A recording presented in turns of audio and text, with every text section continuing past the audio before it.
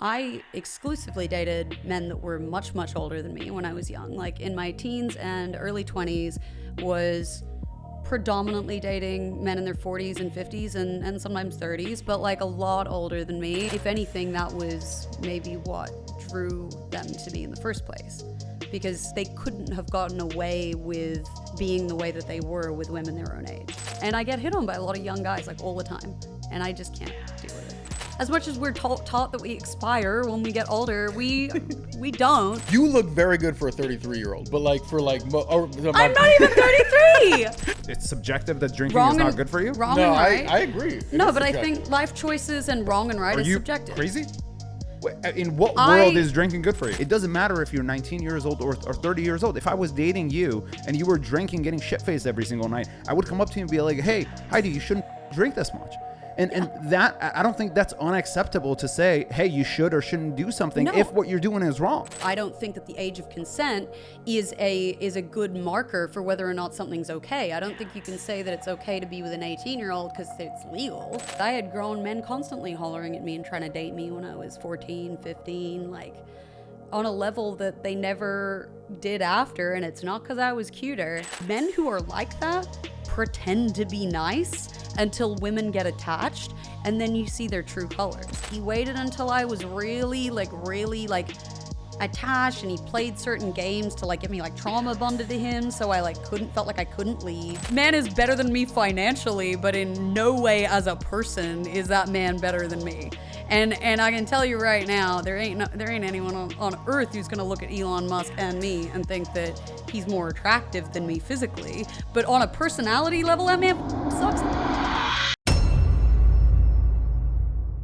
Welcome to Unattainable. Glad to have you with us and hope you continue to be a part of our family for the foreseeable future. And if so, please hit that subscribe button. I am Mohammed Malay here with my incredible co-host, Zach Evans, and our newest guest of the day, Heidi. How's it going? Welcome. Great. Thank you. It's good to be here. Please introduce yourself, what you do, where you're from, how old you are, so on and so forth. My name is Heidi Ferguson. I am from Australia originally, but I've been in LA for about the past 7 years. It is my 30th birthday in a week, so that's very exciting. And model, event manager, and I bartend. So I work at nightclubs in the middle of Hollywood in that crazy nightlife scene. And I just came from a shoot today, so I'm still keeping up with all of the many 8 side hustles that everyone in LA has. Mm-hmm. Mm-hmm. And I foster cats, so I work with a cat rescue as well. So that's my other little volunteer thing that I do. How old did you say you were? I am 29. I will be 30 in like a week on the 4th. So I'm probably the oldest woman you've had in this room. I don't know if that is there's one true. girl that was like 35. Well, you couldn't tell. Like, you would not think she's 35. Oh, you would not, because 35 is, in the grave, right?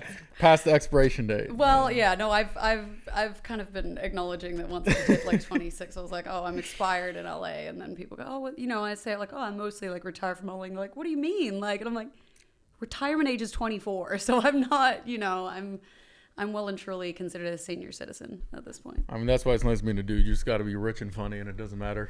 Yeah, well, you guys all date 25 and under, right? Until you're like 65. That's kind of the general rule of thumb. Well, you say it's the dream. It's what every man I've ever met in LA does. So I think you're all living the dream, apparently. Well, the reason is, okay, let me ask you this. Let's say you gain 300 pounds tomorrow, right? Okay.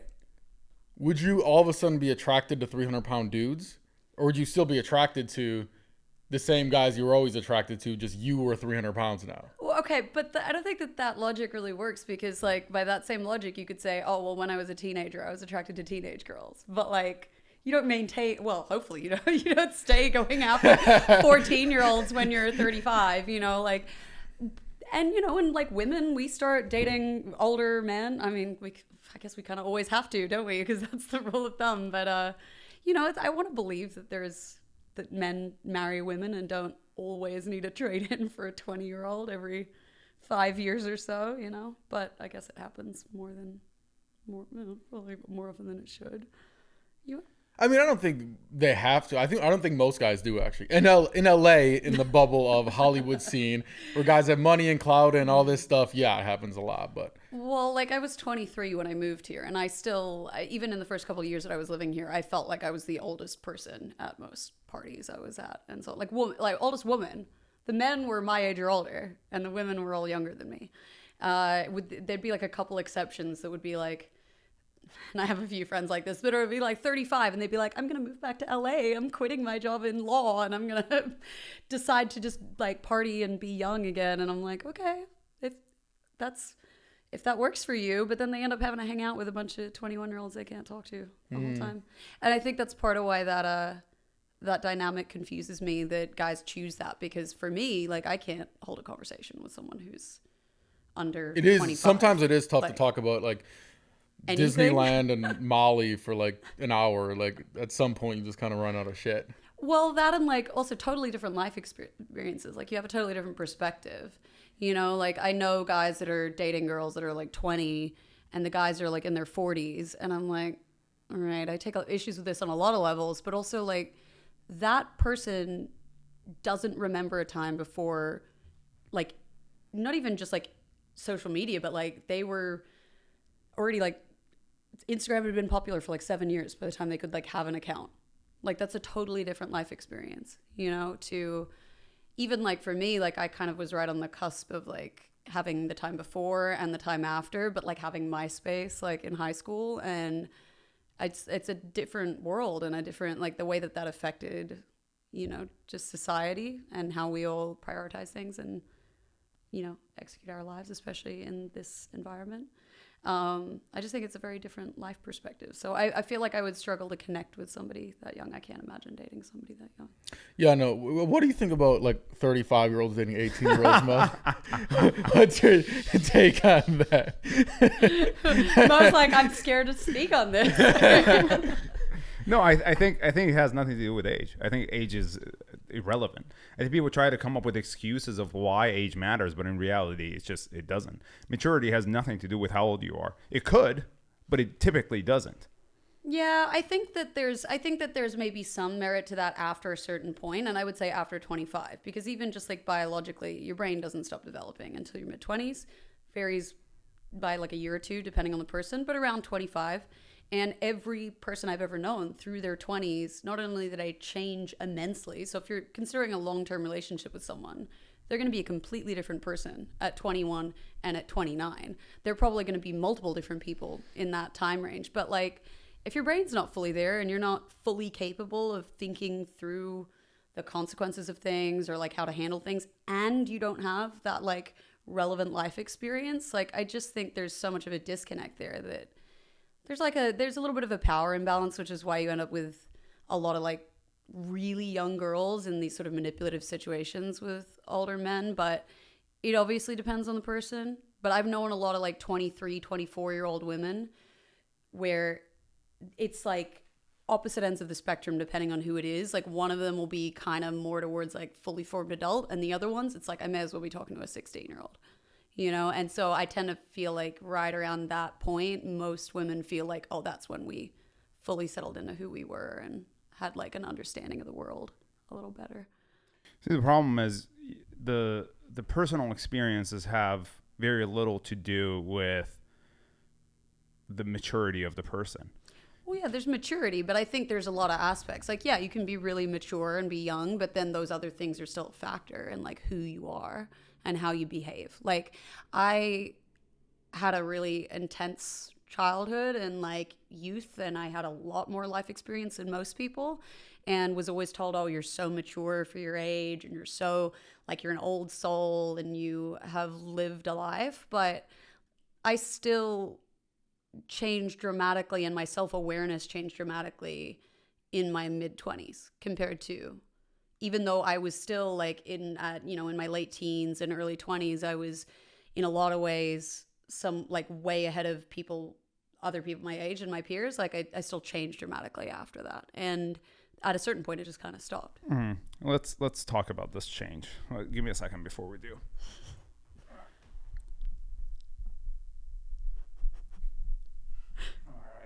All right. There we go.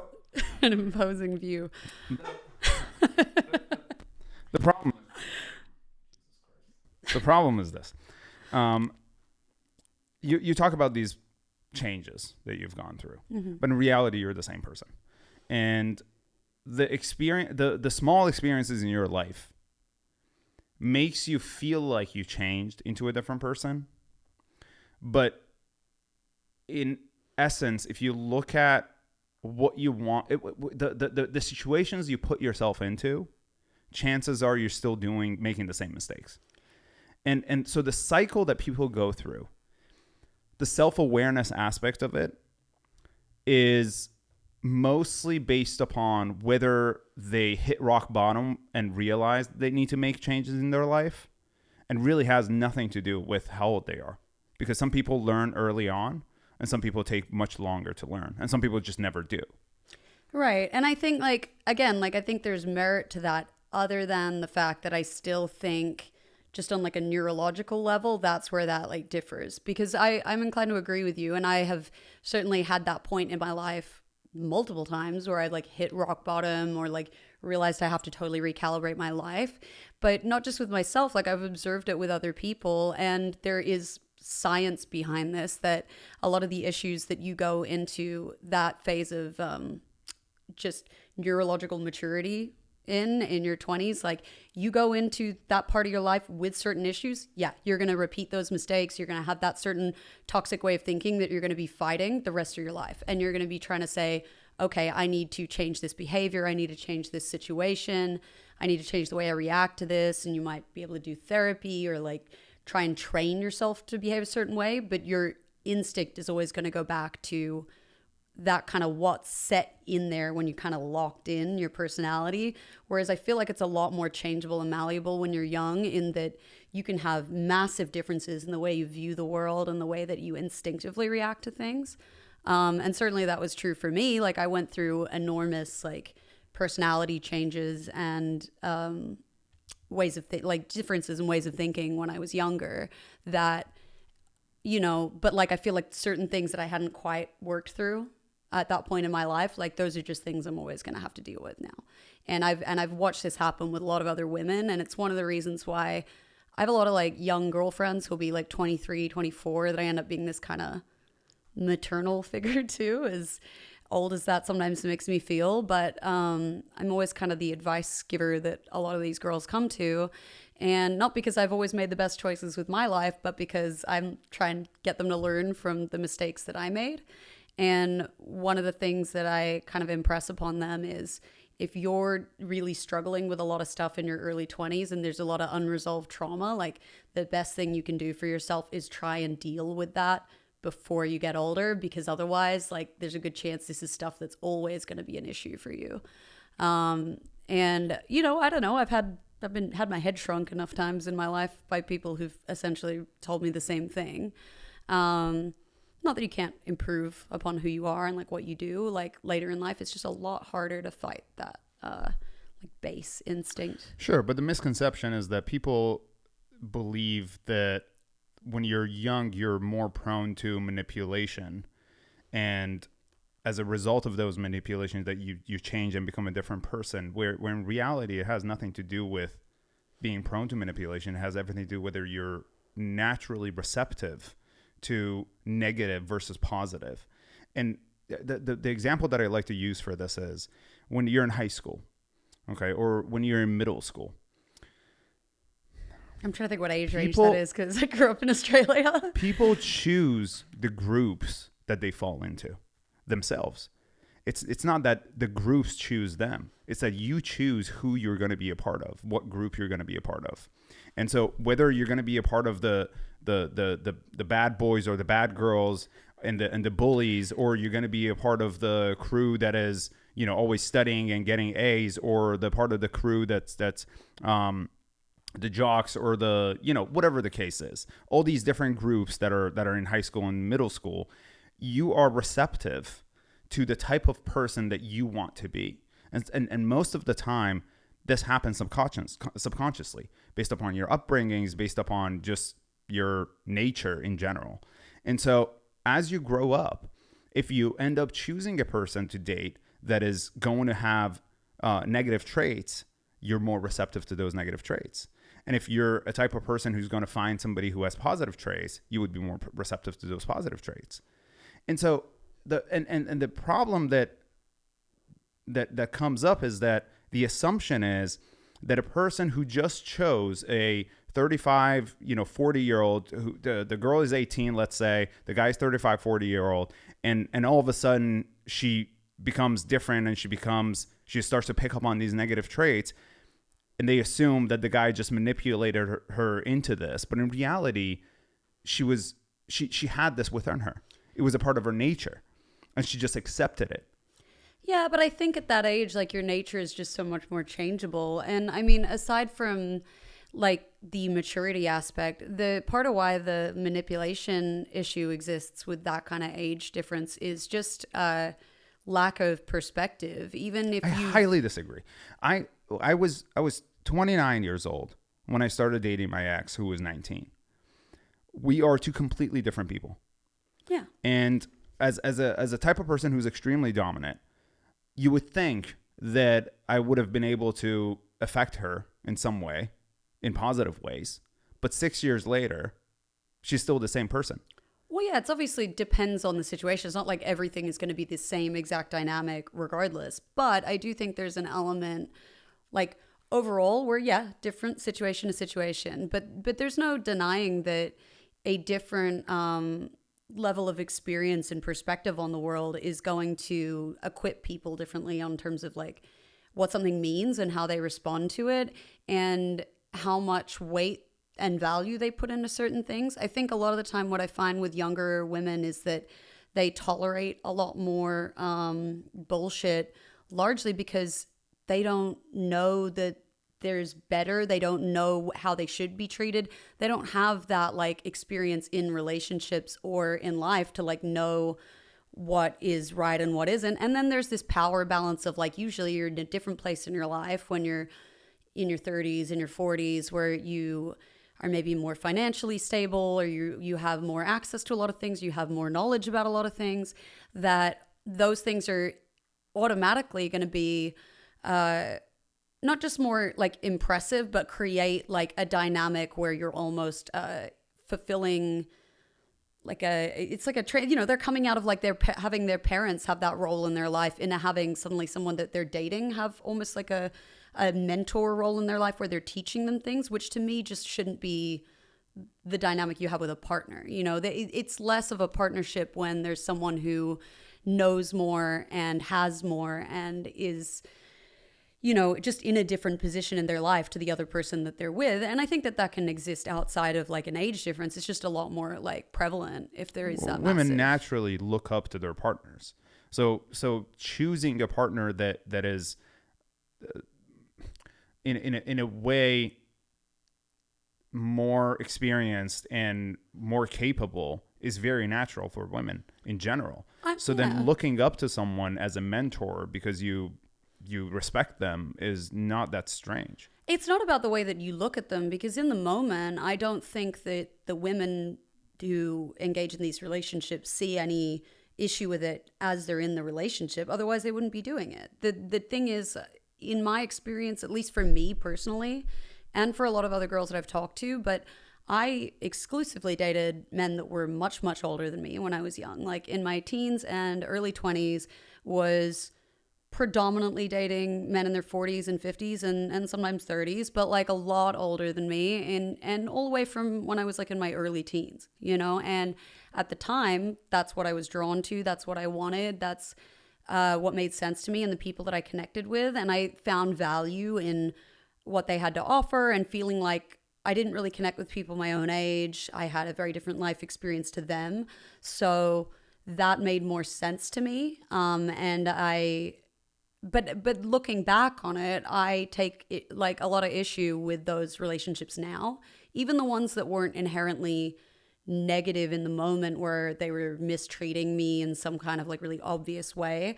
The effect that it had on me, and when I look at it now, I go, okay, well, would I have engaged in that now, even though I might still be younger than those people now or the same age? Would I have done that now? Would I have tolerated that now? Would I have had that relationship dynamic now? And the answer is no. And I look back on it and I think that they probably knew that a lot of the dynamic between us, you know, with a lot of these relationships was not right, but they didn't care.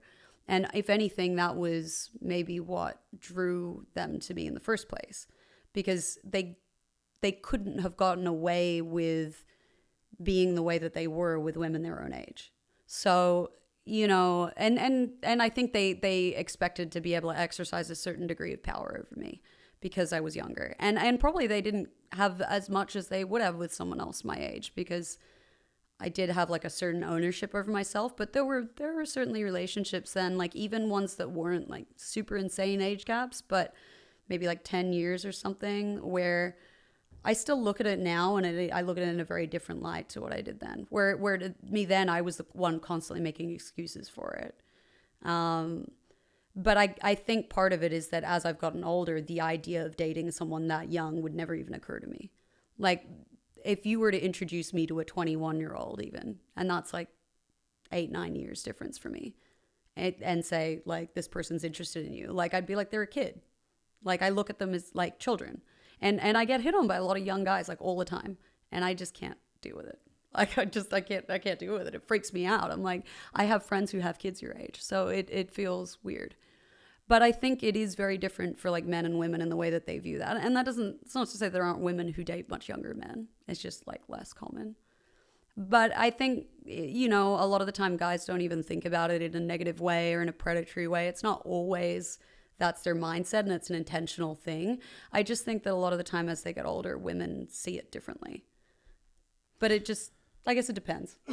The reality of it is, I would argue that even though you're saying that now if you could go back in time, you would not date those same people, you would have chosen the same exact person. It's just a different age. And that's just the reality of it. Yeah, I probably wouldn't have dated anyone like that my own age either. I just wouldn't have dated anyone like that.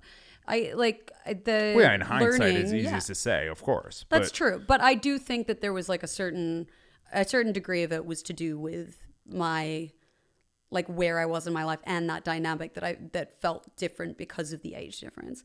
And, you know, and I still, like, I don't know, I'm not dating at the moment. I can't deal with it at the moment. But like if I was, like, I still would generally date like a pretty broad age range. I've dated people closer to my age as I've gotten older, but I have dated people who are a lot older still. And the difference is much less noticeable once you pass a certain point. Yeah, but it hasn't resulted in anything positive regardless of the age.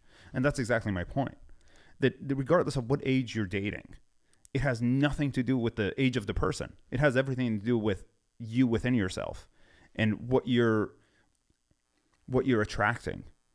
And the same type of negative traits tend to be most of the time the cycle that people get fallen into. And unless you get out of it, it just has nothing to do with whether it's going to be a 90-year-old, whether it's going to be a 10-year-old or a 30-year-old. It just doesn't make a difference. They're going to have the same personality traits. I'm just saying.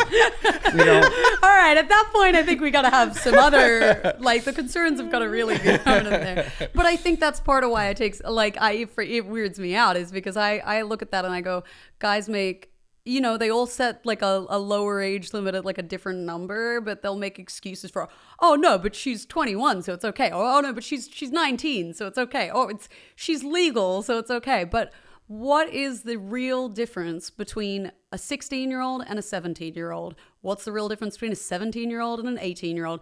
And I can tell you right now that like kind of around like 25, there's really like, there's only 8 years between a 10-year-old and an 18-year-old. Heidi, like, I would argue if there's a bigger age gap between you and that girl, then and you're saying that age gap isn't significant, then how can you say that the 8 years between the 10-year-old and the 18-year-old is significant? What is the difference between you and an 18-year-old? I mean, I would say there's a pretty dramatic difference between me and Please, an 18-year-old. tell me, what is it?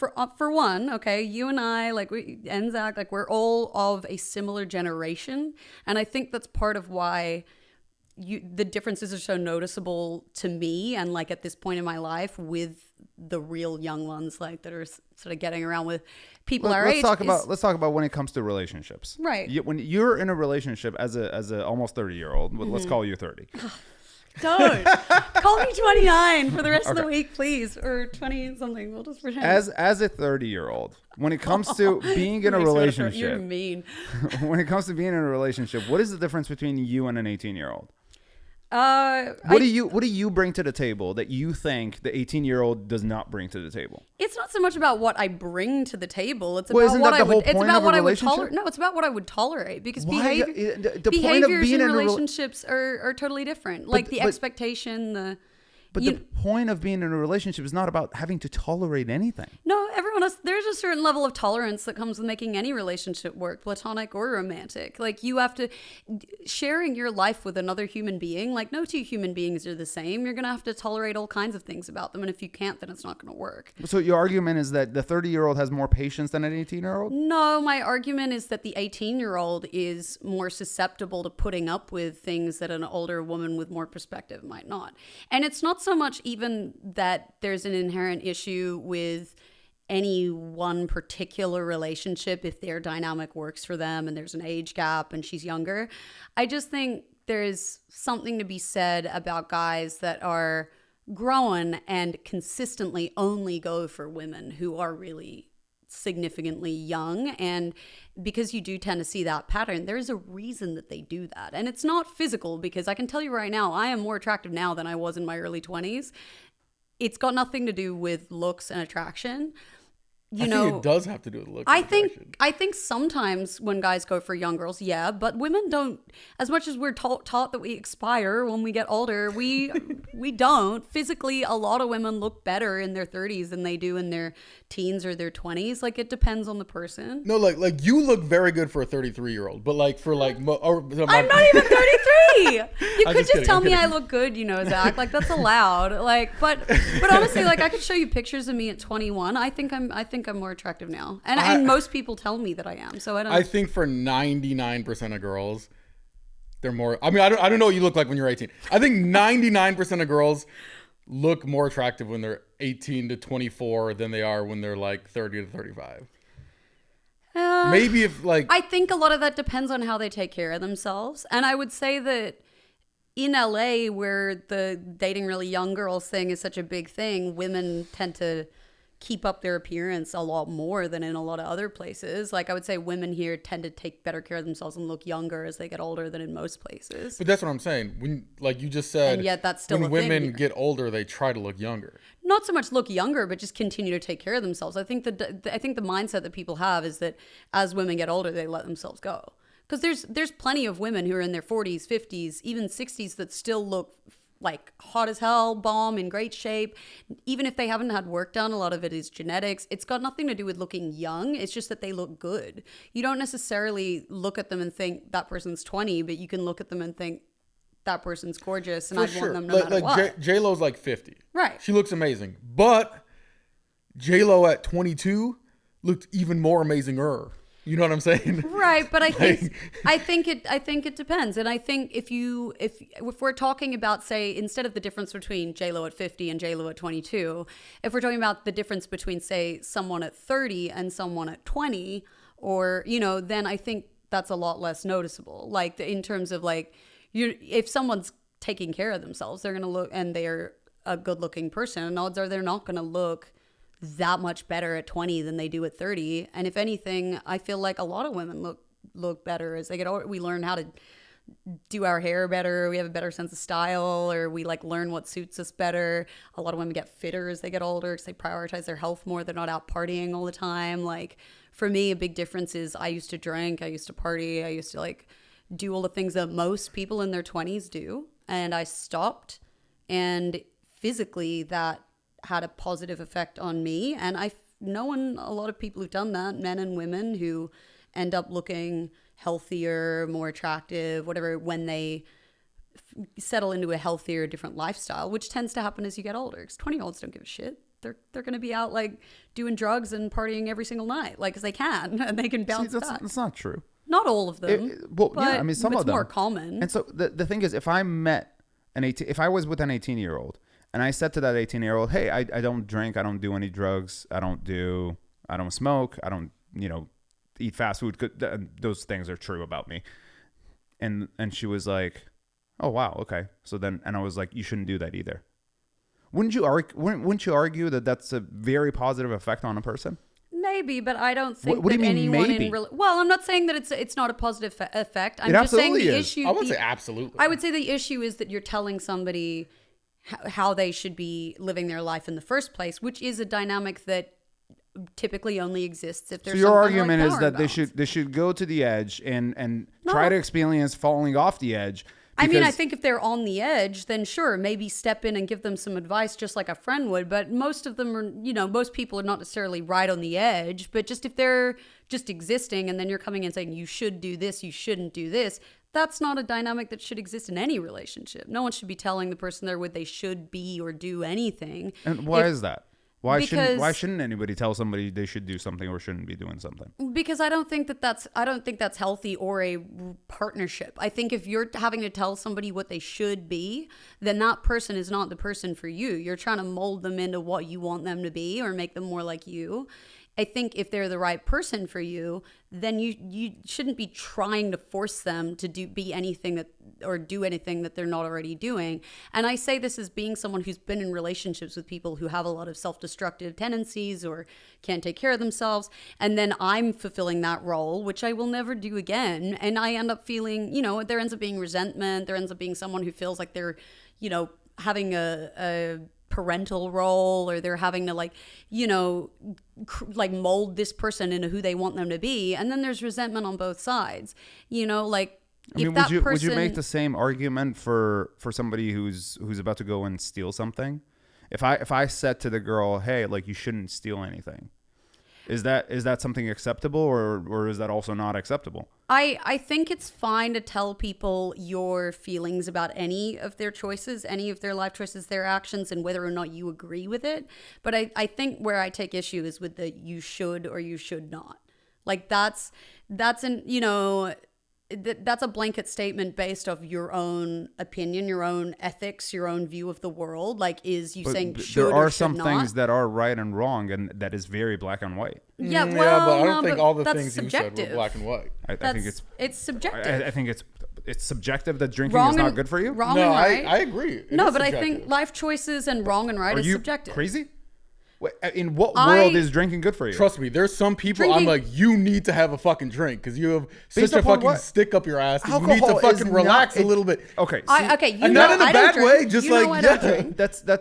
That's a mental issue that has nothing. If they're not mentally able to become comfortable, has nothing to do with them with alcohol being good. Well, I'm gonna say, like, yeah, my opinion is alcohol is bad for people, and the science is alcohol is not good for you, and that is absolutely my take. But I'm not gonna tell someone you shouldn't drink unless I'm in a situation where I'm constantly being forced to deal with the consequences of their drinking, which I've certainly had in relationships and in friendships and with coworkers and so on.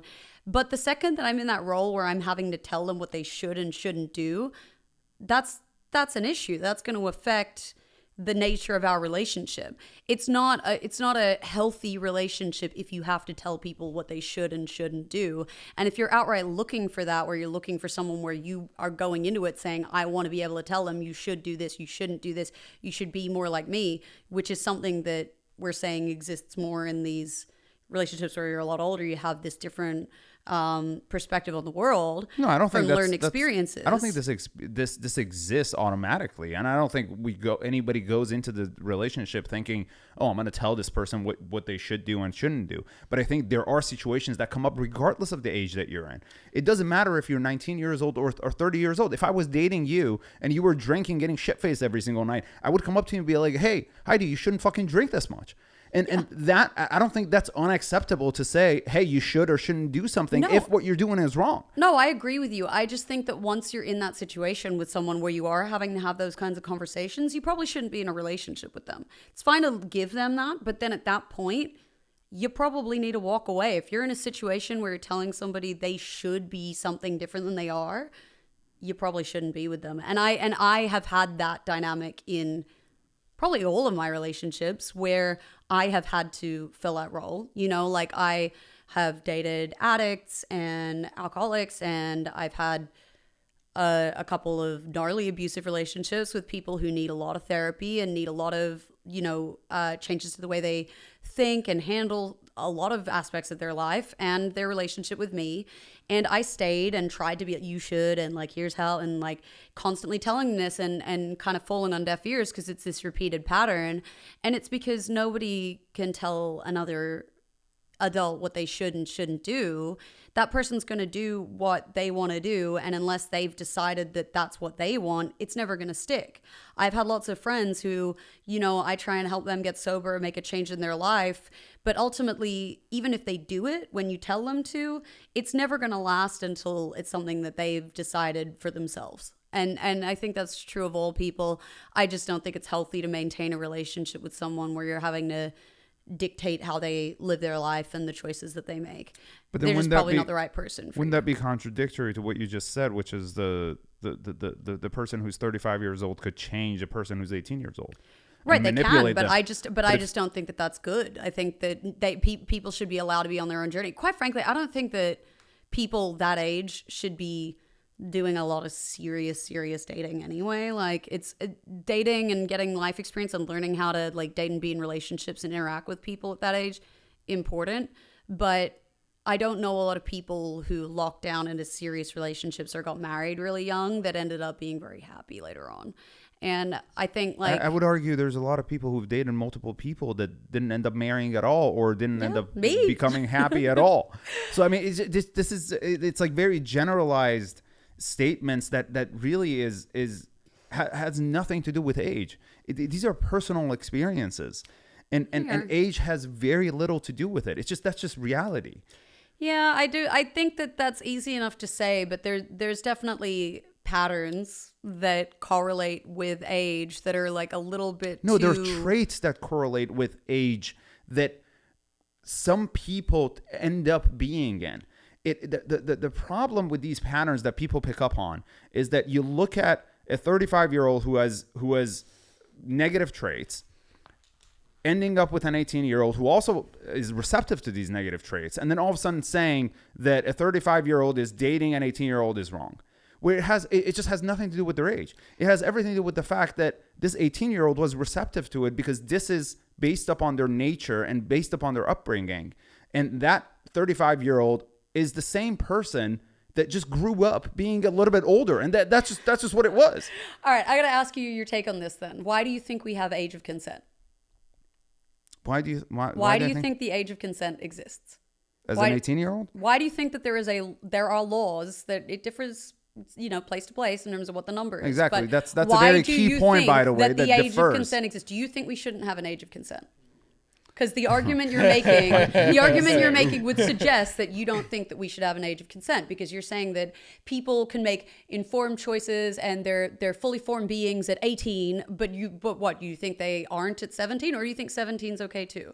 Do you think 16 is okay? Like, where do you draw the line, or do you draw a line? Because if your argument is that age doesn't matter at all, it doesn't play a part at all in terms of maturity and decision making and perspective, and that it has no influence whatsoever.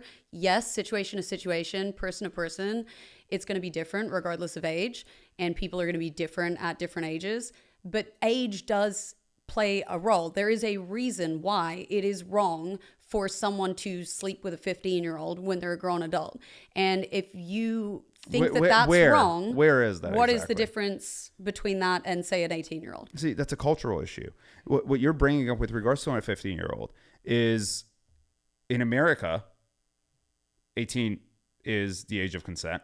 No, it depends on the state. It's 16 exactly. in Australia, so where I grew up. But do you really think that there's not a problem with a 16-year-old and a 35-year-old? If the age of I would argue that if law is not ethics, so you can, because a lot of people just say, oh well, if they're legal then it's okay, but that means that you think it wasn't okay the day before they turned 18, but you think it's okay the day after, when that's the same person. So let's take law away for a second. Yes. So the law is irrelevant. What do you think is an age where this argument stands and it's acceptable? The moment that the person becomes sexually active, mentally, if they start to think about sex, that means that they're ready to have sex. then that's the age of consent. I don't agree with that. There are 12-year-olds who are sexually active who are absolutely not ready to have sex, and Then they shouldn't. Then they having shouldn't be. sex But should guess be- what? Hormones are a thing. People not being around to protect them are a thing. Manipulation by older people and molestation Okay, are a thing. what is the difference between a 35-year-old dick and a 13-year-old dick when they're having sex with a 12-year-old? What is the difference? The difference is that they're in a comparable place in life, comparable mindset. I'm not saying that kids should be having sex, period, but you're not going to be able to stop that. But if you don't think that there is a predatory element to a 35-year-old and a 13-year-old that isn't there with a 13-year-old and another 13-year-old, then there's No. I don't know. The I don't problem know is how you can. You're talking about semantics, and the issue is nobody. Here's the problem: people think about these things very emotionally, and there's no logical aspect to it. If you thought about this logically, the reality of it is that if a 12-year-old is having sex with a 13-year-old versus a 35-year-old, the same acts are happening in both situations. That's the reality. That's the logic of it. Do you think a 35-year-old has sex in the same way and does the same sexual things that a 13-year-old? I don't know that the acts are the same, but regardless of if they are, the power dynamic is extremely different. And I don't. That's and an I don't emotional know how, statement. No, but it's just true. I'm curious what Zach thinks about this, Oh, because you're not going to tell me there's an age that's wrong. Like I don't know how to argue that with you if you don't think that there's an issue with a 13-year-old and a 35-year-old. There is no argument. That's the problem. The reason why you don't know how to argue it is because there is no argument. I mean, I would just think the is argument is really obvious. I just think that it's like if you don't see that issue, then I mean, I've told you what I think the issue is, and I think that there is a power imbalance. I think there's a perspective imbalance, and I think that means that But the that's situation. an emotional statement. No, but it's true. There's an imbalance. Whether it's true there. or not, it has nothing to do with anything. You're making an argument based upon emotions, and it's just logically incorrect. Well, think about it this way. Kids are much more able to be told what to do, or much more able to be influenced because they're in that role still, even biologically, where they're not fully matured, so they're in a situation with their parents where they're being told what to do,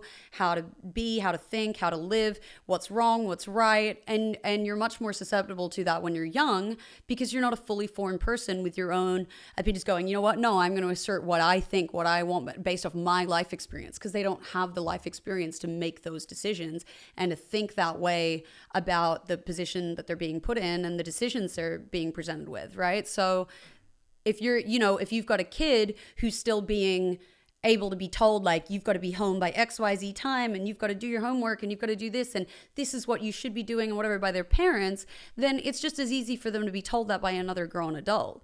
And that, like, happens to be, to a degree, a factor as they get older, like a little less and a little less and a little less until they're a fully formed adult and they have adequate life experience and adequate who brain picked power this to make adulthood line? These are arbitrary lines. No, that that's people what I'm are- saying. I think the lines that- are arbitrary too. That's why I'm saying that I don't think that the age of consent is a good marker for whether or not something's okay. I don't think you can say that it's okay to be with an 18-year-old because it's legal.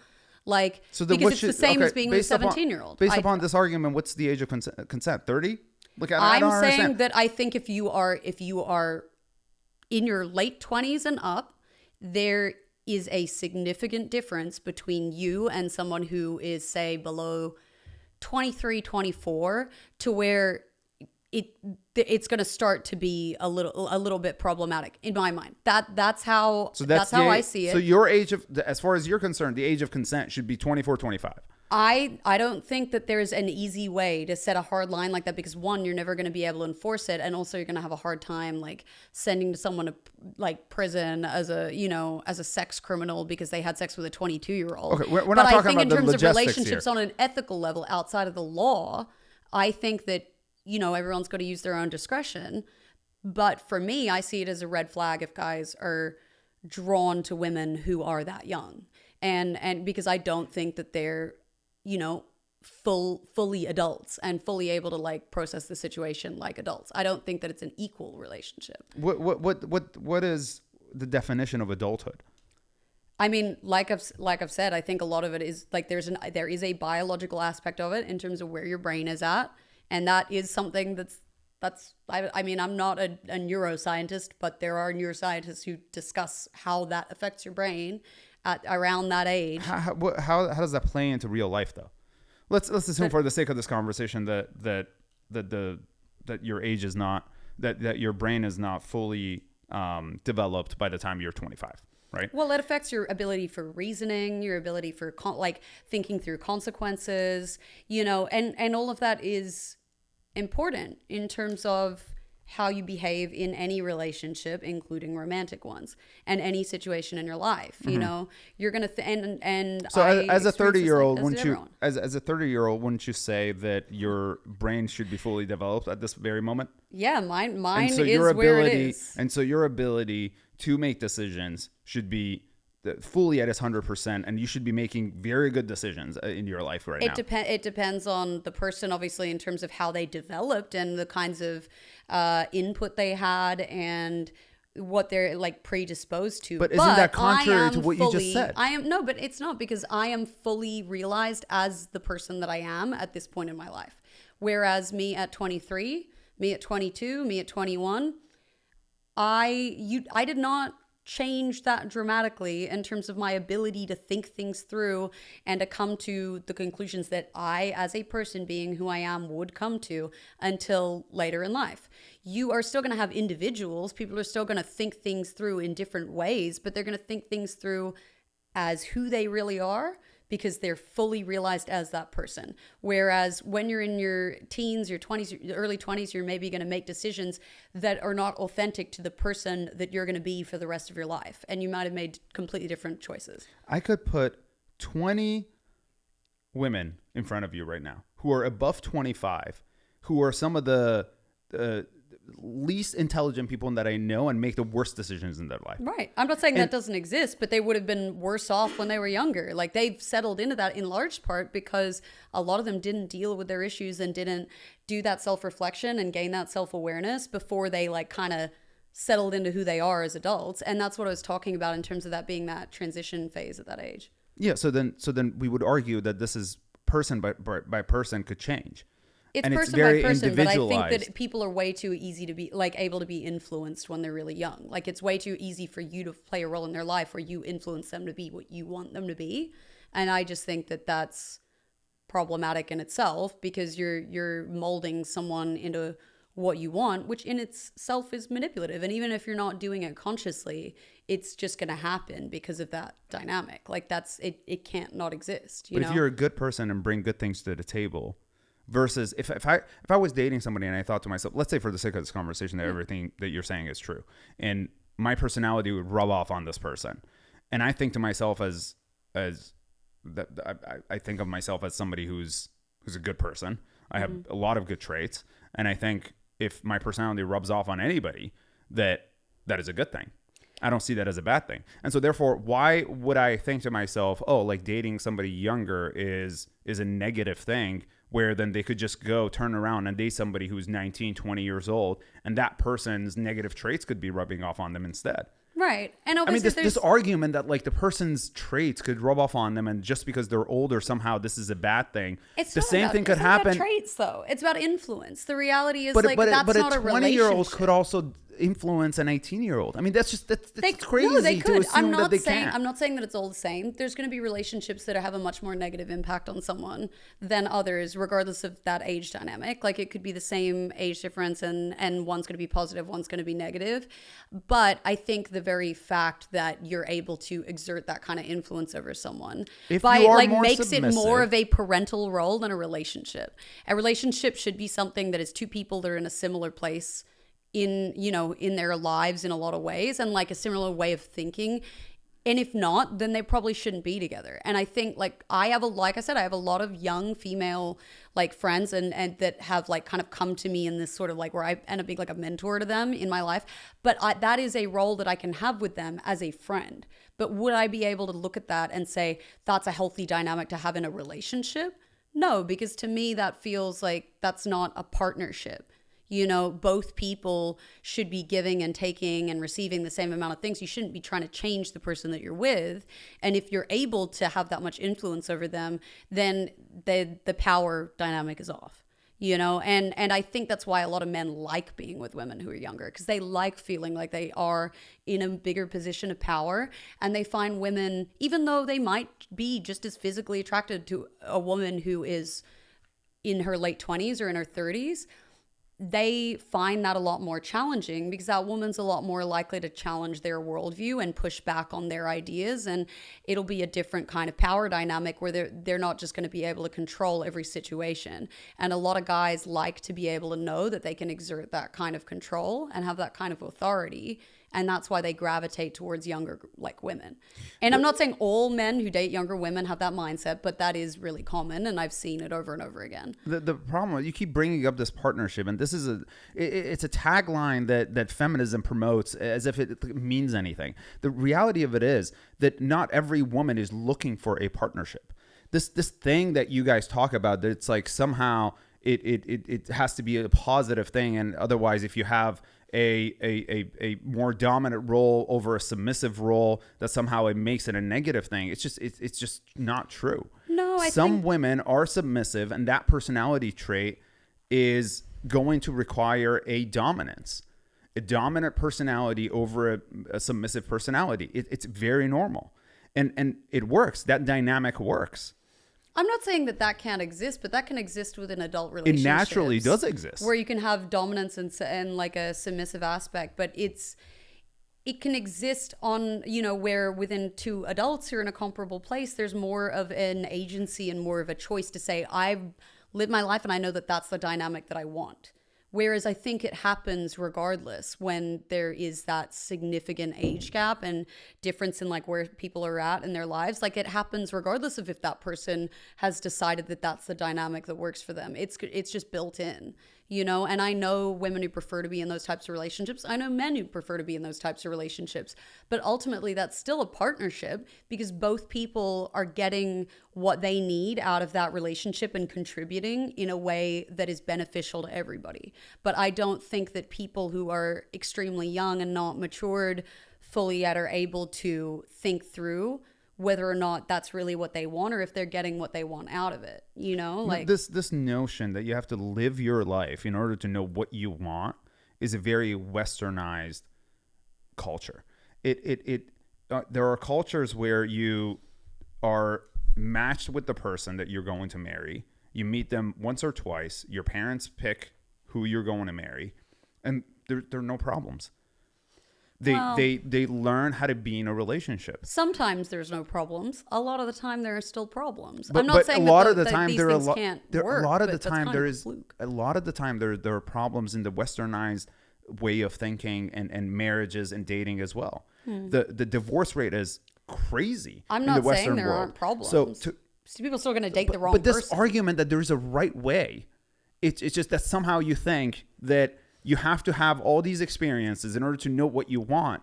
It's a false notion. You could, if you're a mature person, if your upbringing was in a very positive way, if your nature is receptive to positive things, you tend to become very mature at a very young age.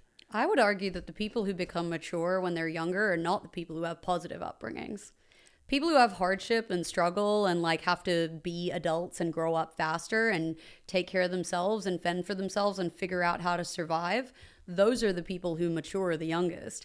And they're also typically the people that wind up in these relationships with much older people because they don't feel like they're on an even playing field with people their age. But there's still a massive difference between them and someone who's 10, 20 years older than them. And I was one of those people, like I had a very difficult childhood, and I had to be very independent, very young, and I had to grow up and live in a lot of ways a very adult life very young and essentially just take care of myself like from when I was a kid. But that doesn't mean that I was ready to be in an equal relationship where everything is like there's no manipulative aspect with someone who is 40, and yet I was doing that. But that is not something that I look at now and think was okay. And I just should have been. It's difficult because you're that age and you just want companionship and you want to be with someone, especially if you feel like an adult. but you're not, you know? And I just think like you're going to have a very different perspective on this because you're coming at it from the other side. But for women especially, because we tend to be the ones that when we're young are pursued by much older men.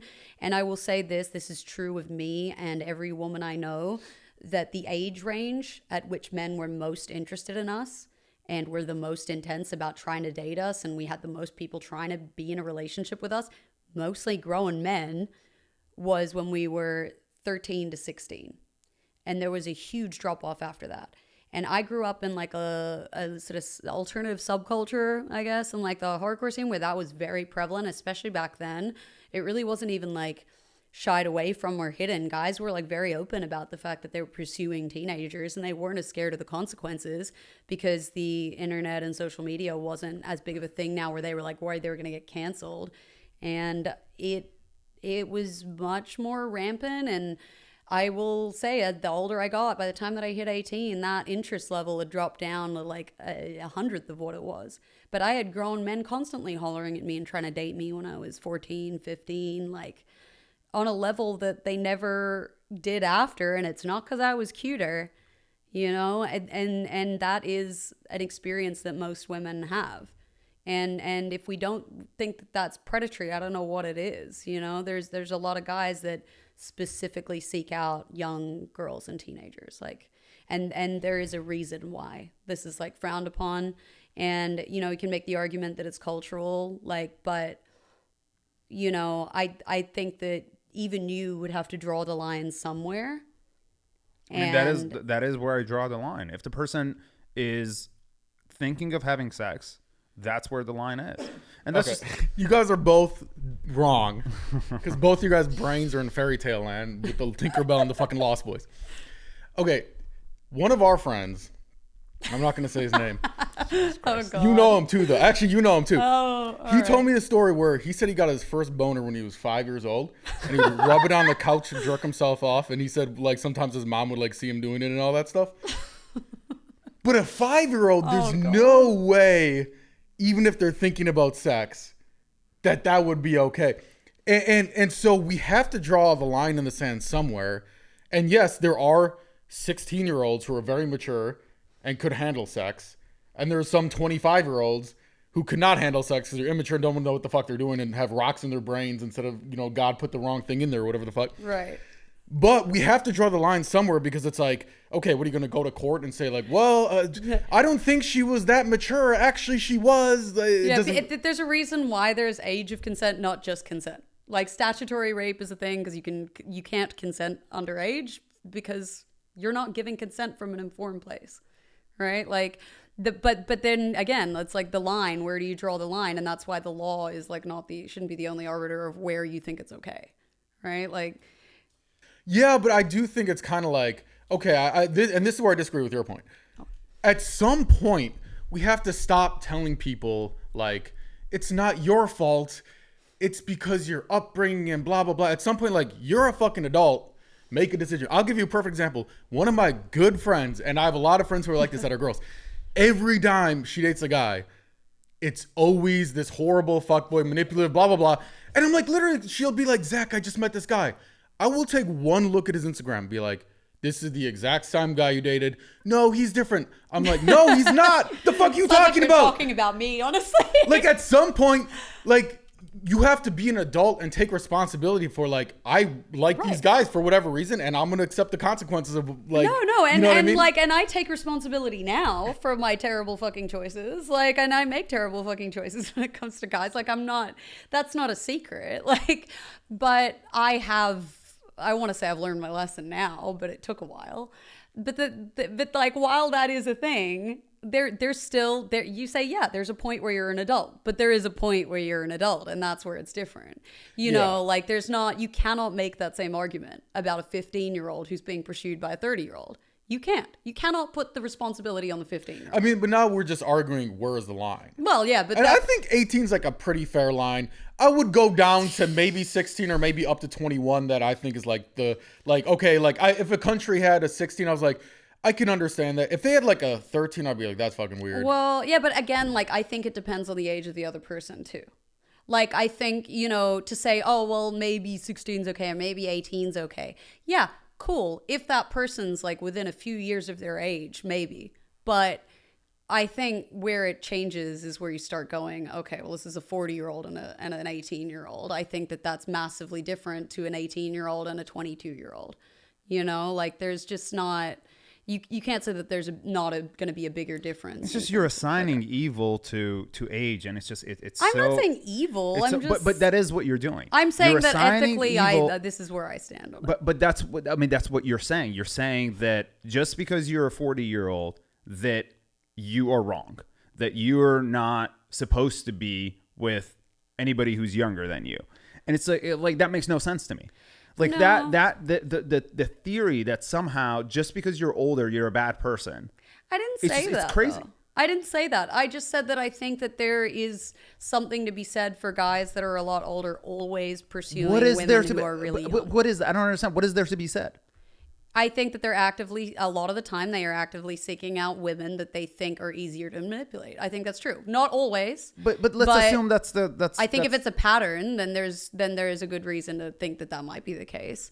It obviously depends on the person. That might not be the way that they're thinking about it, but you've got to wonder why.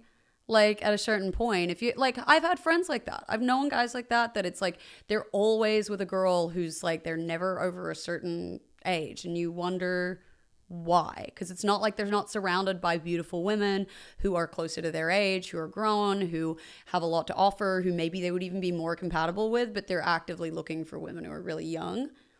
And so, okay, there's something wrong with a 40-year-old going for an 18-year-old, but there's nothing wrong for a 30-year-old woman going for a 40-year-old man. No, because there's much less of a difference in as you get older in terms of your perspective. I like. So now all of a sudden, I'm the something to do youngest. with it. Okay, I have a lot of siblings. My siblings are all older than me. I just went back to Australia for a week for the first time in 4 years. I haven't been able to go home. I was just there. I saw my brother and my sister, like two of my siblings, while I was there. My sister is 8.5 years older than me. My brother is, I think, 3 or 4 years older than her. He's about 14 years older than me. When we were young, that age gap felt enormous. And it felt enormous for a long time. Like it felt, even though I had a lot of friends who were a lot older, the dynamic between us was very, very different. And I felt like the baby sibling. Like it felt like that doesn't exist anymore. We don't feel that anymore because now the difference between where I'm at in my life and where they're at in their life and the way that we think it's negligible. Like it doesn't exist. Like for me now, when I date guys in their 40s or whatever, I don't feel a massive difference in terms of the way we think and our perspective and where we're at. But if I think about when I dated guys in their 40s when I was 20, massively different. And the older you get, the less it matters. It's why the difference between a 13-year-old and a 15-year-old isn't as dramatic as a 13-year-old and a 20-year-old. Like the older you get, the less that those years matter, like that's why they have those laws where it's like, okay, well, if they're under the age of consent, but they're within 2 years of you, it's okay. Not that there's a perfect rule for that or perfect math for that, but there's a reason why they have those allowances where they don't prosecute like a 16-year-old for sleeping with their 14-year-old girlfriend as opposed to like a 19-year-old. Well, I understand that each culture has come up with reasons, but these reasons don't agree in every single case. And so the reality of it is it's all made up. That's the reality. Right, but it's made up based off It's made up based off nothing. Well, and if it was based off something, then everybody would agree. And so the reality of it is they don't agree, and every culture is different, every society is different because they don't agree. I think most people agree that there's a difference between a 15-year-old and a 25-year-old. Most people also are very emotional, and so you're acting like that emotions are bad. I'm Bad not- to I'm have not saying- emotional Yeah, he's a perspectives Virgo. and Yeah. anything. I'm I not know. I'm a saying- I'm not saying Capricorn. We're emotions. supposed to be the most comparable. I'm not saying emotions are bad. What I'm saying is in situations where you have to actually moon logically sign? think about things. You just Virgo all the way down? No. I knew you were a Virgo. Where's you need a little water sign in you. We got to get like a little, where's your we need a No, little you need a Pisces drink. injection. We're trying to have a positive influence, so I offer you an alcoholic beverage. I have weed. You want to roll a joint for us real quick? You'll feel much better. I do think too, though, one thing that I have to push back on you on is I really don't think most of the 40-year-olds going for like 20-year-olds is because like, oh, like they're easier to manipulate. I really think there's two reasons for it. Number one, I think they think they're hotter. I think 90%. I get it. You're hot. You're very beautiful in your own special way. Even though, like, you're such a in a good way. In a good way. Like you took good care of yourself. Whatever. Like, blah, blah, blah, blah. Yeah, but arbitrarily, usually girls between 18 and 24 are just the hottest. It is what it is. I don't make those. I wish I was really into like. Okay, I say this as someone who's attracted to women too. I disagree. I'm less attracted to women in that age range. I think women are hotter as they get older. Honestly, a lot of the time. Like I wish I could look at like a 35-year-old girl and like my dick would get hard. I can't control it. It never for a 35-year-old. No, if she's a hot 35-year-old. What are we, ancient? No, but like if she's a hot 35-year-old, yeah. But then I'm 32. But okay. But then that 35-year-old, if she's You're a in hot, trouble in a few years. The reality, if that 35-year-old is a hot 35-year-old, she was really hot when she was like 21. Not always. I know so many women who are hot in their 30s that were not that cute. Like I've seen girls that are like, it's like they're hot, but like I'm gonna show you a picture during the of me Reagan when administration, I was like 20. they'd We'll be see. even We'll hot. see what you think. I've got to provide you some hard evidence of the fact that this is just not always true. I was sitting today like getting my hair done, and we were like looking at old hairstyles, and they're like, that doesn't even look like you, and I'm like, I know. And it's not because I was horrible looking, but I feel like I came into my own as I got older, and I think that's true for a lot of women that I know. Like. You're gonna laugh at me. There's also another reason. I want to get to it after the. No. You get to it. No, I'll for scroll some and find all women that pictures. is for some women that is true. My ex is a lot more attractive than she was when she was 19 years old. I mean, that's all my is exes true from when I was younger think I'm hotter now. They're all trying to get with me now. Like, and they're like, oh my god, I wish you looked like. But I don't think that's most people. It is true in some cases. I don't think that you could say that it's most either way. I think it just depends.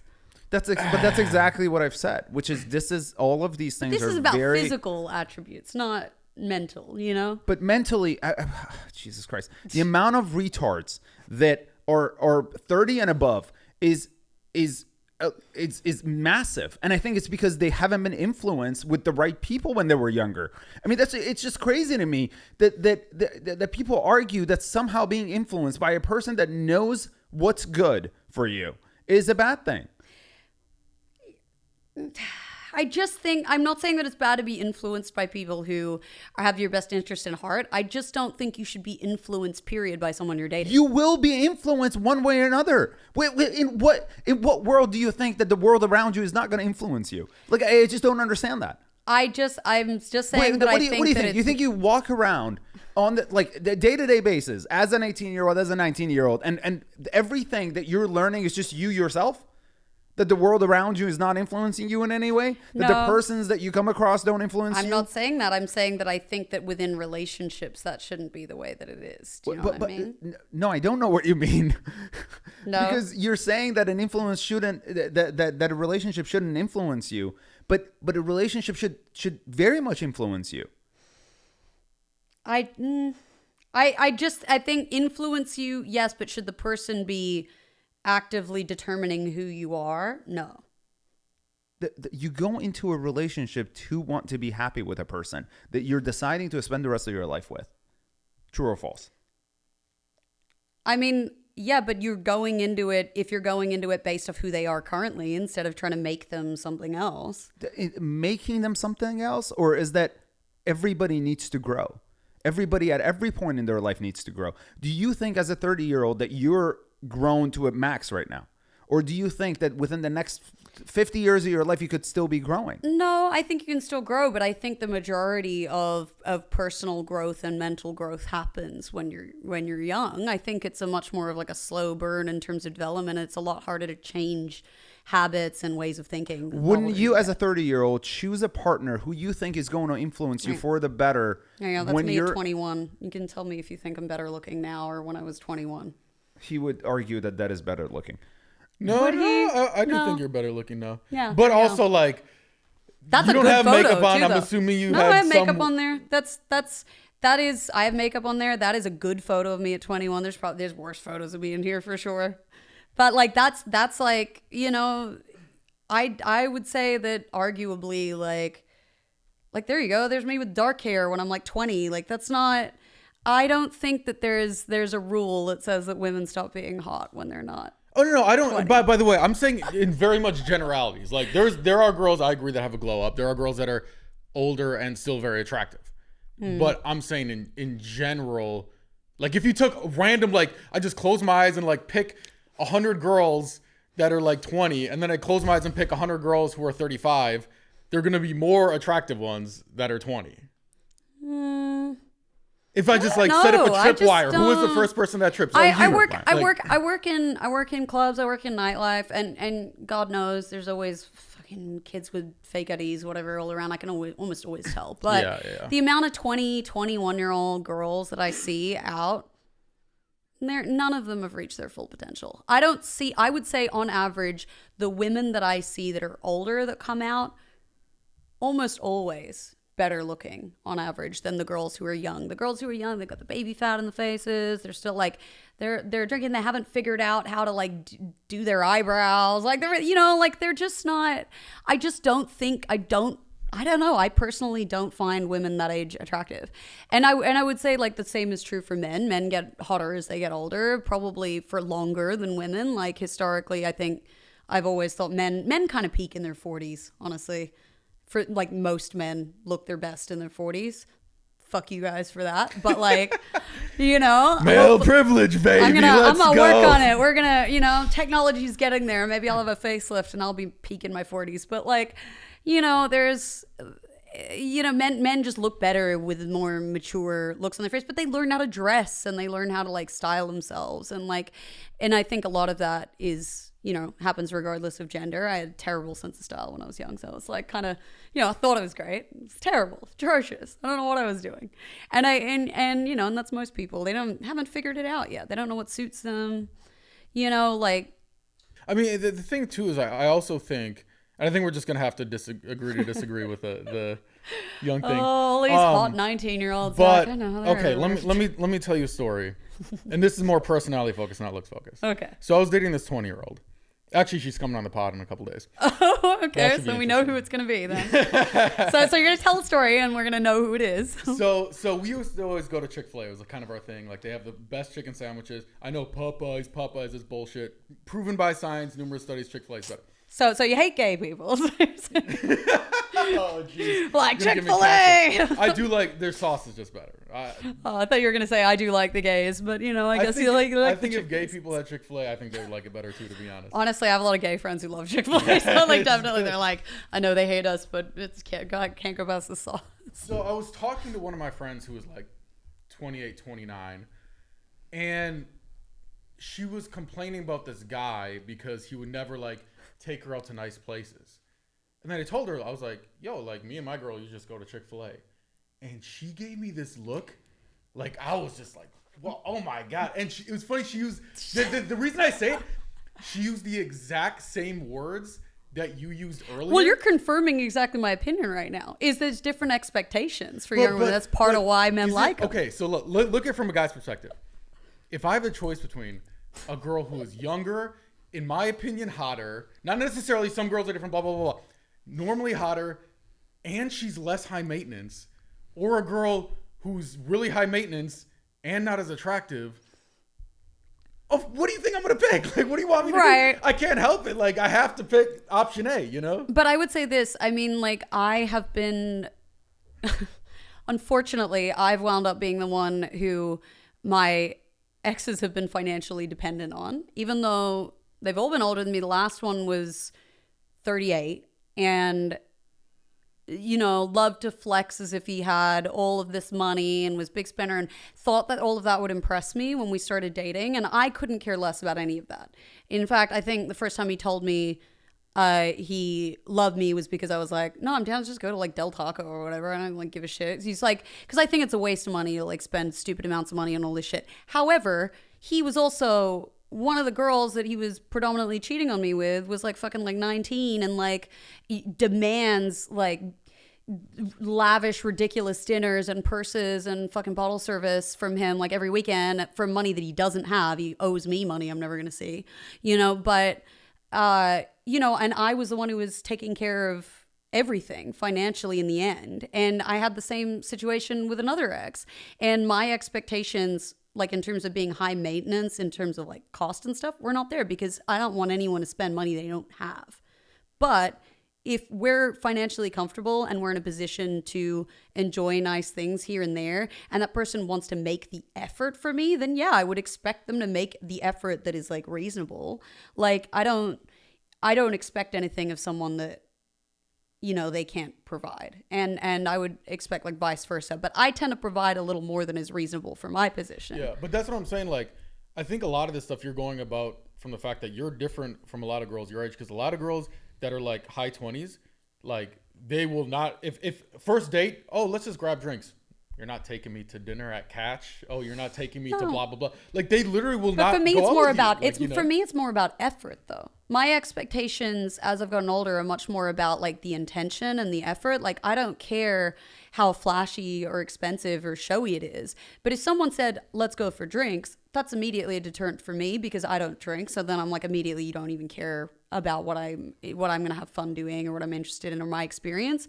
And I would far prefer someone who's like, let's go to this really like great vegan Thai spot that's like a hole in the wall because they know that I love like good Thai food. They know that I'm vegan. They are putting in the effort to give me something that I'm going to enjoy. Or let's go like, I don't know, let's go do an activity or let's go for a picnic or something. Like that to me is much more appealing than just like an overpriced dinner somewhere that I'm like, I don't give a fuck about this place. And it's all for like visuals or to feel like, oh, well, they value me more because they spent more money on me. It's not about that. It's about the effort. I think that's great, and I agree with you. But I'm just telling you, like being a guy in this world that we live in, most girls who are older, especially most girls who still look good and where they're older because they had some work done, they keep up with themselves because they are aware that their beauty.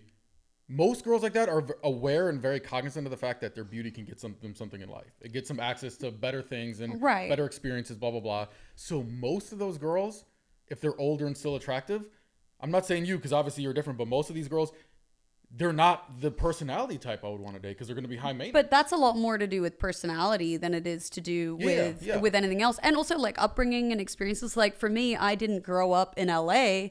In fact, I grew up in a different country that's the polar opposite of here. But even then, there are women like that where I'm from. It's less common. But like I am who I am, and I've always been that like this way, like in the sense of like what I prioritize. And I've never been particularly materialistic, but when I think about the value that I bring to a relationship or that like what I have to offer somebody else, my looks are at the bottom of that list. Like that to me is not what I go, oh, well, I look this way, so I deserve to have this, or I can get this, so I should be able to get this.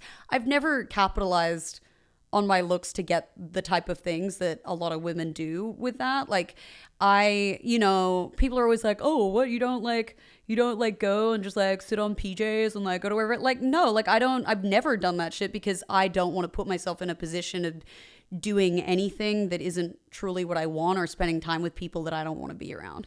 Heidi, what are the traits of a perfect man that if he came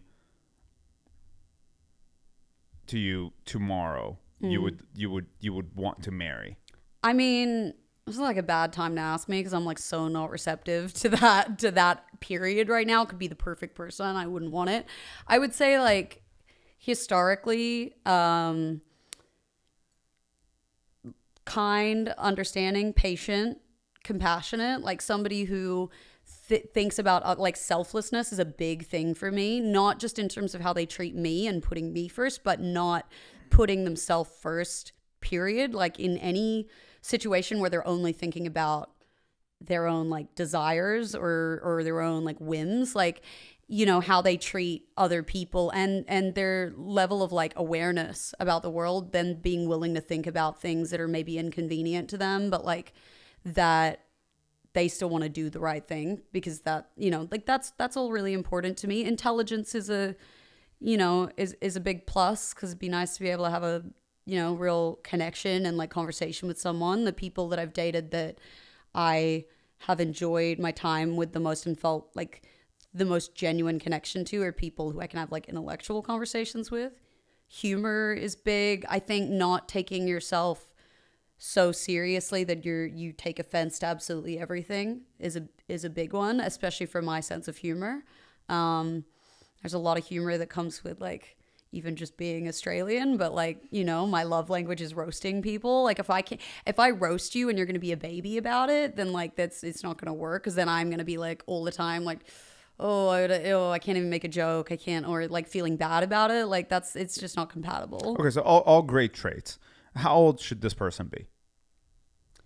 I mean, it doesn't, at this point in my life, like there's no like set age. I would say generally speaking, I feel like most men don't have their shit together enough or like not growing up enough until they're at least, no, I'm saying until they're at least in their 40s typically. But I have dated guys that are younger than that do have their shit together. I wouldn't date younger than 26. And honestly, I think it would have to be a massive exception for me to date a dude who is 26, but I would date women who are 25, 26. They're typically more mature than men. But like, I can't imagine dating somebody under 25. Like 26, 25, like even a woman, like I just can't do it. Okay. So generally, 40s, you think this person would exist within that range on of average, 30 to 40s? They're typically more likely to be the type of person that I want at that point in their life. Okay, let's say 40s for the sake of this conversation. But no. So you find this let's say you go back in time and now you're 18 years old. Mm-hmm. Okay, and this perfect person that you just described is 40 years old and you meet them when you're 18 years old. Will you say no to being with this person? I would say based off the perspective that I have now, if I could like take my fully grown adult brain and look at that situation through that lens at that age, would I have said yes? Yes. But then had I been really fully me and looked at it through the lens that I have now on the world, I would have seen them as not being the type of person that I want based purely off the fact that they were interested in being with me at that age. And especially knowing who I was at 18. And who, like a lot of 18-year-olds are, and arguably I was more mature and more experienced and frankly smarter than most 18-year-olds. I would argue against that, but so because you're literally telling me that you would have said no to a perfect person. I'm not saying I would have said no. I'm saying that based off the perspective I have now, you would say yes. I would say no. Me at 18 probably would have said yes, but me at 18 was not me. So I don't understand. So then you've declined in your intelligence since you were... I don't understand that. No, I have gained different perspective, which makes me think that it's a red flag that a 40-year-old would have been going for the person I was at 18. And for an 18-year-old period. So essentially what you're doing is you're involving your trauma in making a decision that otherwise would have changed your life for the better. No, because I wasn't fully formed at 18. I was not me at 18. And I needed to have those years to become me. But this person is still the same person. They are, but I wasn't. So what I was looking for and who I was totally different. And if they were attracted to me at 18, odds are they wouldn't want the me that I am now. So what she's saying, and correct me if I'm wrong, if you met this perfect person, even right now, but then you found out, like you meet him and you're talking and you found out his last 3 exes were all 18. That would be a massive red flag. Yeah, no. It would be a massive red flag for sure. She's saying that changes who the person is based on the... Well, it would based indicate... upon her trauma. Well, to me, it would indicate other things about them. And then also like me at 18 was a different person to me now. So if they were drawn to me at 18, I wasn't the same person. But... I have context for this. There's someone that I was considering a relationship with recently who I then found out was involved with someone who is around that age. And to me, I tried to get past it. And I think maybe I could have had they seen, any of the same perspective on it. But when I found that out, it did change the way that I looked at them. And it could definitely at the least gave me pause because I was like, this doesn't line up. This kind of decision making doesn't line up with what I know about you already. And now it's making me realize some other stuff about you. And I was right. in that I had that confirmed for me, that somebody that I thought I knew everything about, and I thought I knew so well, that was the first sign of a side of them that I hadn't seen previously, that ended up being the reason why that was not a good, like, wouldn't have been good for me, wouldn't have been a good idea. And it was just the first sign of that, you know, and it was something that, yeah, like I said, I could have tried to get past. It was an immediate ick for me, though. It's a huge turn off. But like, I maybe could have tried to get past it if it was like a one-off. But it definitely made me think, like, okay, well, what does this say about them that I, because I never would have thought, especially based on prior conversations, that this person would want to date somebody that young. You know, where I'm looking at it and going, there's a 24-year age difference. Like, that's, you know, there's a significant enough age difference between me and them, but I'm like, this girl is 10 years younger than me. Like, and then someone, I'm like, that is very significant. You know, I don't feel the age difference so much between us because I'm older, but had I been that age, it would have been very dramatic. And it certainly was with this person. So like, I have recent experience to draw from that. And it's a deterrent for sure. And I think a lot of women feel that way. I think that there's maybe a line where it's like, okay, well, I can maybe get past it. And I say that as like, you know, my last relationships have been with guys that have maybe dated a couple girls that are a lot younger, like early 20s or something. And I've heard them and I'm like, I don't love it, you know, but if I don't think that it's based off this predatory aspect, I can get past it, but I don't like it. And I do think that a lot of the time it is indicative of another quality that I'm not going to like. You know, and so if it's a pattern and it's something they're always doing, then I think it's much more likely to be indicative of that. And then it usually comes out in some other way, you know, and I'm not easy to be manipulated at this point in my life. I've pretty much been through it all already. I'm very on the ball. If somebody tries to pull that shit on me, I'm like, I'm getting the fuck out of here. But, you know, I'll catch them on it. And I'm like, had they done this to me a few years ago, they probably would have gotten away with it. I mean, it just sounds like you've picked the wrong people and you associated your trauma to their age, and then now you're continuously are picking the wrong people, and those people are doing the same thing that they were It's not about otherwise specific going people. to I do think regardless. this applies to everyone. It's not like I don't interact with a lot of people on any given day.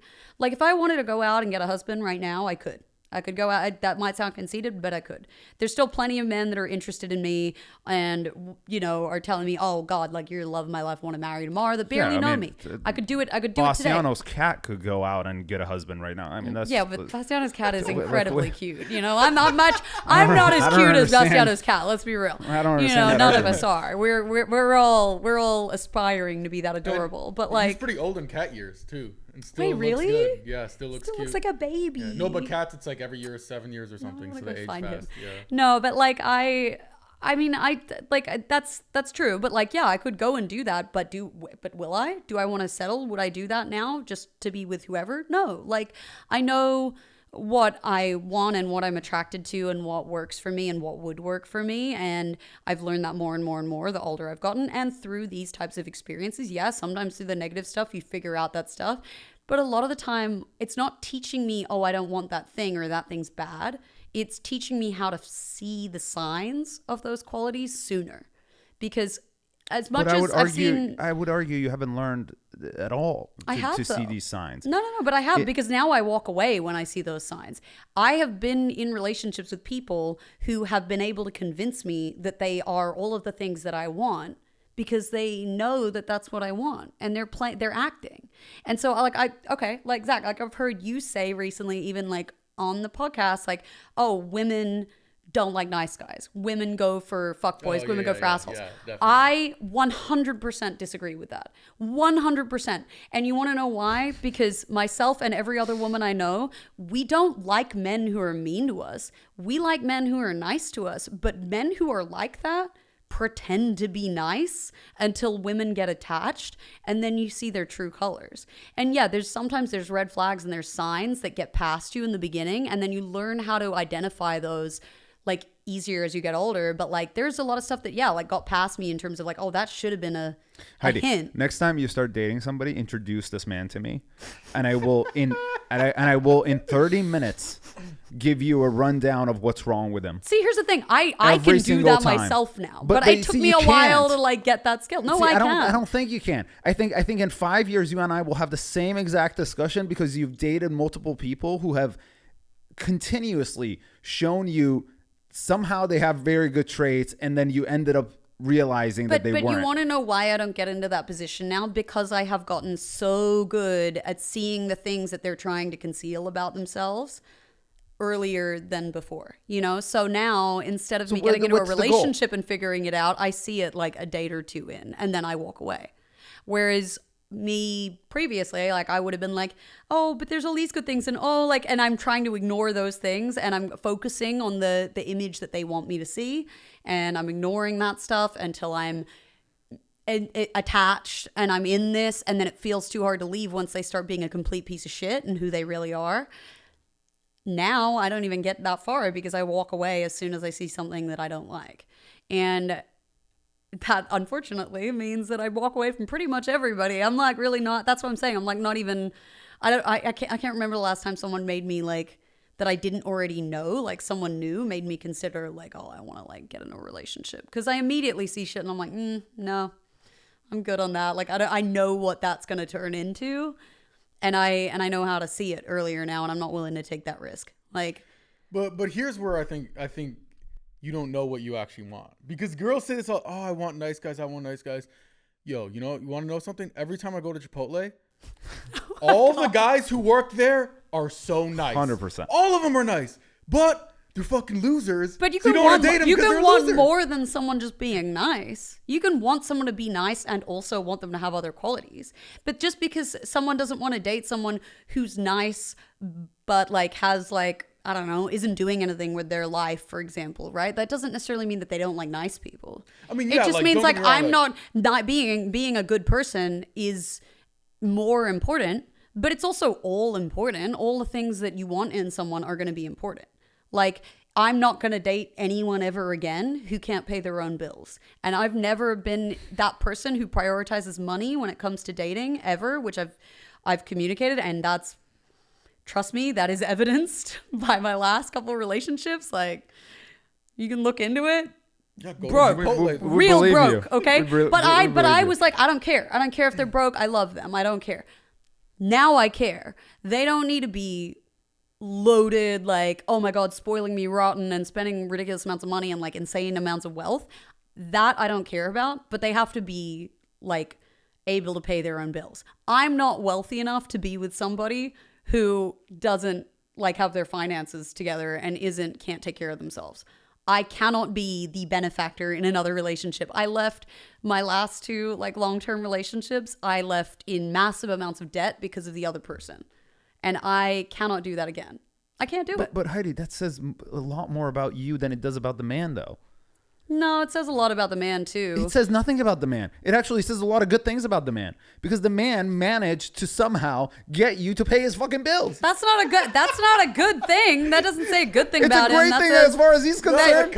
No, my last ex is a complete scam artist. He literally runs the same scam on a lot of different women, and he'll literally show you fake bank statements and flex all of Heidi, this money up scammers are front very and do all this proud shit. of the work they do. No, but that's not a good Wait, thing. what That's do you not a mean? good quality because he's a good scammer. That's a good thing. No, it's But not. he also was probably extremely charismatic, or he had the riz, or confident, or something. I don't know anymore. What, he's To be just honest, at No, this but- point, but- I think I had a psychotic break when I dated this person. I don't know what the fuck I was thinking. Here's why, because if that were true, you would have dated all of the fucking Chipotle workers. You didn't date any of them. No, because but I dated a fucking dude, like a dude that, few years ago, dated a dude for a year who, there's a lot of other negative, horrible things to be said about this relationship, but dated a dude for a year who is in a fucking shitty, like fucking completely like, there like has been like fucking metalcore band, and we were friends first, so I knew how much money he was making.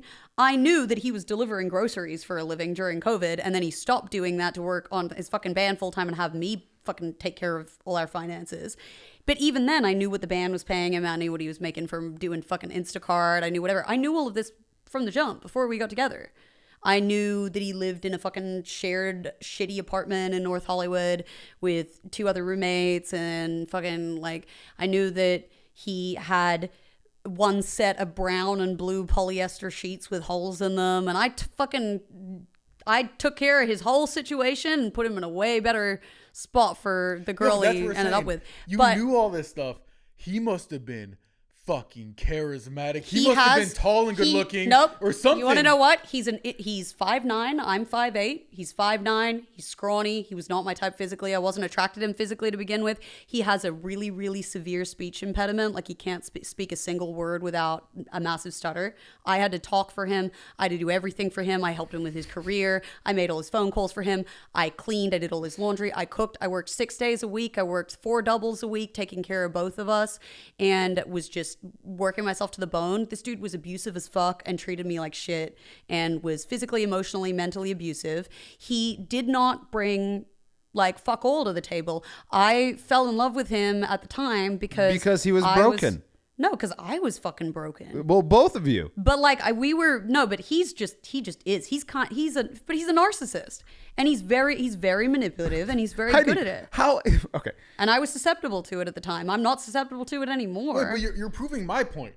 If girls like nice guys, this guy he was nothing going for him except being a not nice guy. That's when we met, he was incredibly nice, and I wouldn't have gotten together with him had that not been the case.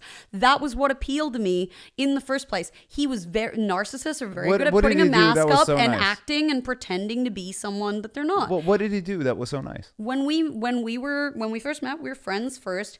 We would talk for hours. He seemingly cared about me. He cared about everything I was dealing with. He would listen. He would, just be caring and want to give me back rubs and want to just like be comforting and sweet and just seemed so sweet and unassuming. And that's what a lot of people who know of him think him to be. And the people who know him well know what he really is. So you confuse him chasing you. No, because it's not just chasing. And think that was him being nice. Well, yeah, I mean, the reality is he was presenting himself to be a different person to who he was. And he was still doing that intermittently for a lot of our relationship. But it was sandwiched in between these crazy, like outbursts of violent rage. Like, and then I would, by the time that I started, like, really, seeing how bad it got, he let it out gradually. He waited until I was really attached, and he played certain games to like get me like trauma bonded to him, so I like felt like I couldn't leave. Our lives were entirely intertwined, and then I started to see more and more and more of it until that side of his personality took over. But if you asked anyone who knew him on like a more surface level, or a lot of his friends, like they the ones that don't know him super well would still think like, oh, he's a nice guy. The ones that know him well know how he gets, but he doesn't show that to people for a while because he knows that then they're not going to want anything to do with him. And a lot of other people have gotten away from him or distanced themselves from him because of the same types of behaviors. But I copped all of it because I was with him, and he played the victim, and everything was everyone else's fault, and he manipulated the situation and blamed it on his different struggles or his addiction. Made me feel bad for him, and then made me feel like, oh, everyone else just he was somehow was just mistreated by his friends or rejected by them. And I felt empathetic towards him, and it made me want to be there, want to care, want to see, like, really see who he really truly is beneath all of that. But the problem is the person that I was trying to truly see deep down was not who he really was. And that was this surface level act. And a lot of these guys do this. And I think a lot of men don't realize, if they're not that way, they don't realize how many of even their friends do this type of thing and like are like this, and how it can be to be on the other side. And so a lot of guys present this opinion based off like a surface level thing of, oh, well, all my female friends just date these dudes who are shitheads and they're all assholes. And that's what they're drawn to. But they don't experience firsthand how men act with women as opposed to how they act with other men. Because the way that my ex acts with his male friends is not the same as the way that he acts with women. And you're not going to have the same experience. For the past hour and a half, you have argued that after a person is 25 years old, they become much more mature, they become much more experienced, they understand more, they become much smarter, they understand how to choose. No, they become the fully formed version of who they're going to be. And I They're still shitty officially people. rest my argument that age has got nothing to do with maturity. Well, I'll say this. He was 27 when we were together. I was 26. So he was the youngest person, more or less, that I'd been in like a real relationship with. And he was only a year older than me. And at that age, most men are still incredibly immature. And that was a factor for sure. But so were you. But there's always going to be manipulative, horrible, evil people. Even if they're matured and they're fully realized people, they're still going to be shitty people after that age. The argument I was making was not, oh, everyone's wonderful after 25. It was people are who they are after 25. But precisely that's exactly what I've said this whole time, which is age has got nothing to do with being predatory. And I'm not saying that age is what makes somebody predatory. I'm saying that the dynamic of those relationships, whether it's intentional or not. But you had the same negative experience in this relationship that was a year difference than you did. Because it's not the only way to be predatory. Than you did it in a relationship that you were when you were 20 years old, which you had with an older man. But the thing is, like, you can be predatory, you can be abusive in a lot of different ways. Exactly. Just saying that because like a 60-year-old preying on a 7-year-old kid is still predatory, but that doesn't mean that somebody who is 25 can't also be predatory and abusive to another 25-year-old. It's just a different kind of predatory. It's just not age dependent, it's person dependent. No, but it's not all abuse is age dependent, but that doesn't mean that that's not a type of abuse. There's an element, there's different ways that it manifests. Like, things can be like, all kinds of different things can be problematic. All kinds of different actions, different traits, different behaviors can be an issue, like, and not a good way to treat somebody. You can't just say, oh, well, it's all the same. One stroke, oh, well, this person can be bad at this age, so therefore age doesn't play a factor. Like, it does. It's just not always the reason, but it can be the reason. In some cases, the person is the reason. Yeah, I'm not denying that. In other cases, the other person is the reason. And in the other cases, the other person is the reason. It's just the person who's the reason. Right, but I think that having that power dynamic difference is indicative of there being like a problem there. And whether it manifests through the age or it manifests through the way they behave with people their own age, it's still a sign of a trait of manipulation.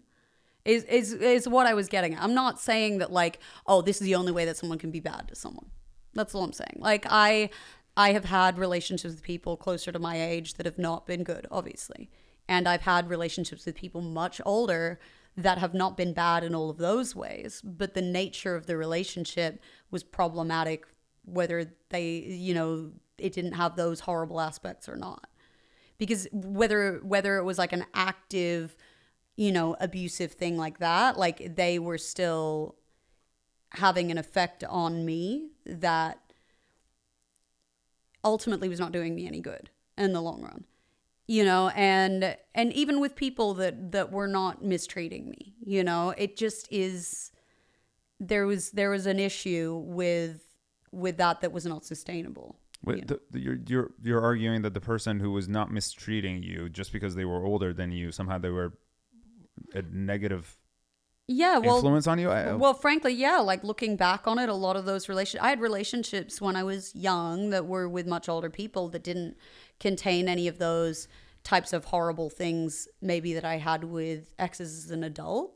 And somehow it was a negative relationship. But yeah, looking back on it now, I look at some of the things that happened and so on that didn't feel negative at the time, but I'm able to look at it through a different lens now.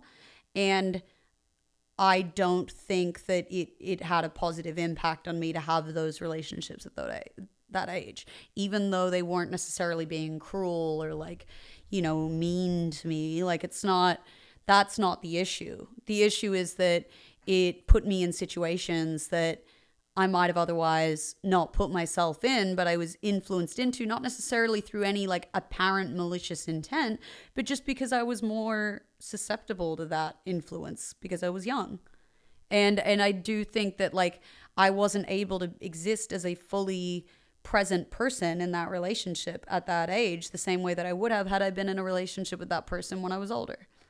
You know, my input was not the same, and the way we interacted was not the same. You know, and that's where I like see the difference. And it's not so much that I'm like, oh, every older man I ever dated when I was young was horrible to me. A lot of them were, you know, in many ways good to me, but like, it's not, the relationship would not have been the same had we had it if we were on an even playing field.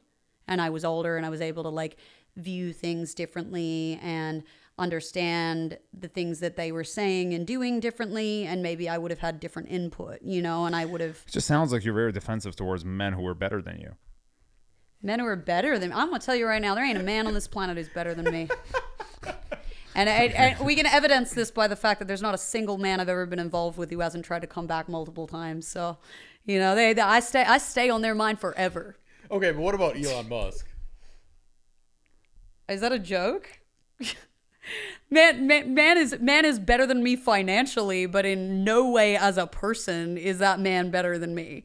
And I can tell you right now, there ain't anyone on earth who's gonna look at Elon Musk and me and think that he's more attractive than me physically. But on a personality level, that man fucking sucks ass. Elon, he's like one of my favorite guys. Yeah, you know why? Because all men fucking love Elon. He's Women do the not world. love He's Elon. He's saving the world. world. He ruined Twitter. I don't even fucking use my Twitter First anymore. of all, I've had it's Twitter X. since 2007. It's not Twitter, it's X. You will never, ever catch me calling it that ever in my life. I'm never going to call it that. It's not going to happen. He completely destroyed it. It fucking sucks now. It's terrible. Got rid of everything good I about don't it. use Twitter. So. I think The value of it is plummeted to fucking like 1% of what it was when he bought it. He has plenty of failures, but he as an individual, like, dude, he used to just be like a weird dork, you know, that like got money and like whatever. And so he was just a fucking weirdo. Now he's just like, he's a fucking creep, man. He's something's up there. Have you not heard some of his like terrible opinions? Like, Wait, I agree with most of his opinions. all right, well What there you do go. mean? But that doesn't mean Elon Musk is fucking better than me. I certainly don't. By the way, I so. think he's better than me as well. I'm not saying like I'm like I don't think he's better than me. I'm gonna tell you right Well, now. it I sounds will like you never. don't think anybody's better than you. I don't think any man is better than me. That's for sure. Well, I guess we finally realize what the issue is here. I'm not saying So- there are men who are just as good as me, but I don't think any man is better than me. That's on Right. like Again, what thinking that criteria? you're. Well, exactly. You're the one saying better than. I don't know. What's the criteria? Well, the fact that you don't think anybody is better than you, it means I don't like thinking about people as being better than one another. I think that there's a capacity for behaving better and conducting yourself better and having more compassion. But like, So there's no guys with more compassion than you?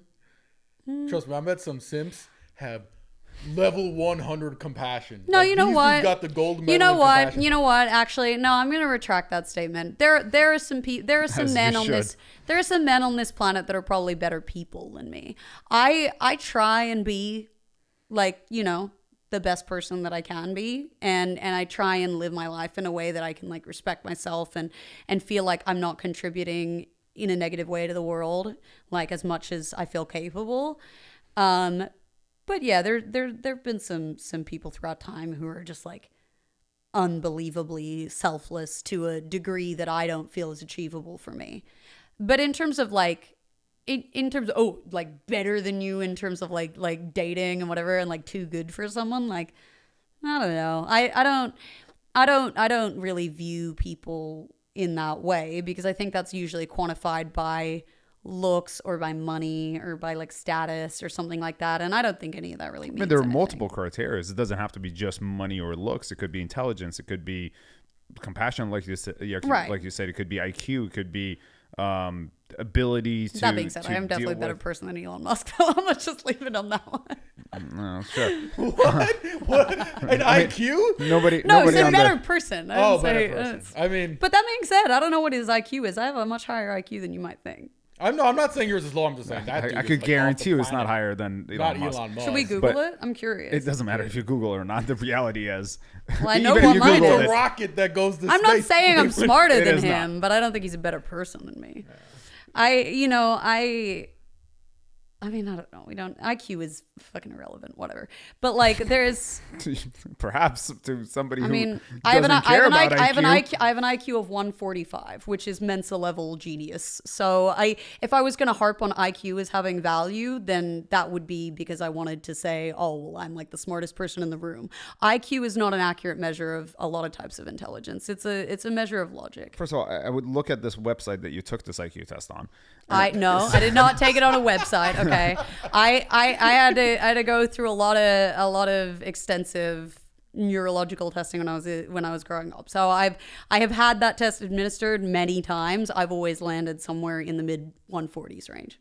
Well, so it did not help you with picking men. No, it didn't. But again, a lot of my inability to see those signs and being susceptible to that type of manipulation is based off like upbringing and prior trauma, like it is for a lot of people. And a lot of the time people like that seek out people like what I was like, that they know are more susceptible to that. And I'm self-aware of my deficiencies in that area. And it's something that I've essentially beat out of myself at this point. Like I don't, I was always something I was working on improving on, but a lot of that comes from, experiences you have as a child. There's a reason why people talk about women having daddy issues and like how that manifests in the types of relationships they wind up in. And a lot of that is tied to different psychiatric issues and neurological issues that arise out of childhood trauma, and especially like childhood abandonment and stuff like that, that you end up with like borderline traits, which make you very desperate to be loved and accepted and to not be left, and you tend to accept a lot more bad behavior from other people because you don't feel like anyone else is going to love you like that, and you love people in a way that they don't love you back. And it's sad, but that's a lot of people who have childhoods where they're not loved unconditionally and they're not given that support wind up in those types of relationships later. It's a cycle. A lot of people who have mothers who date men like that.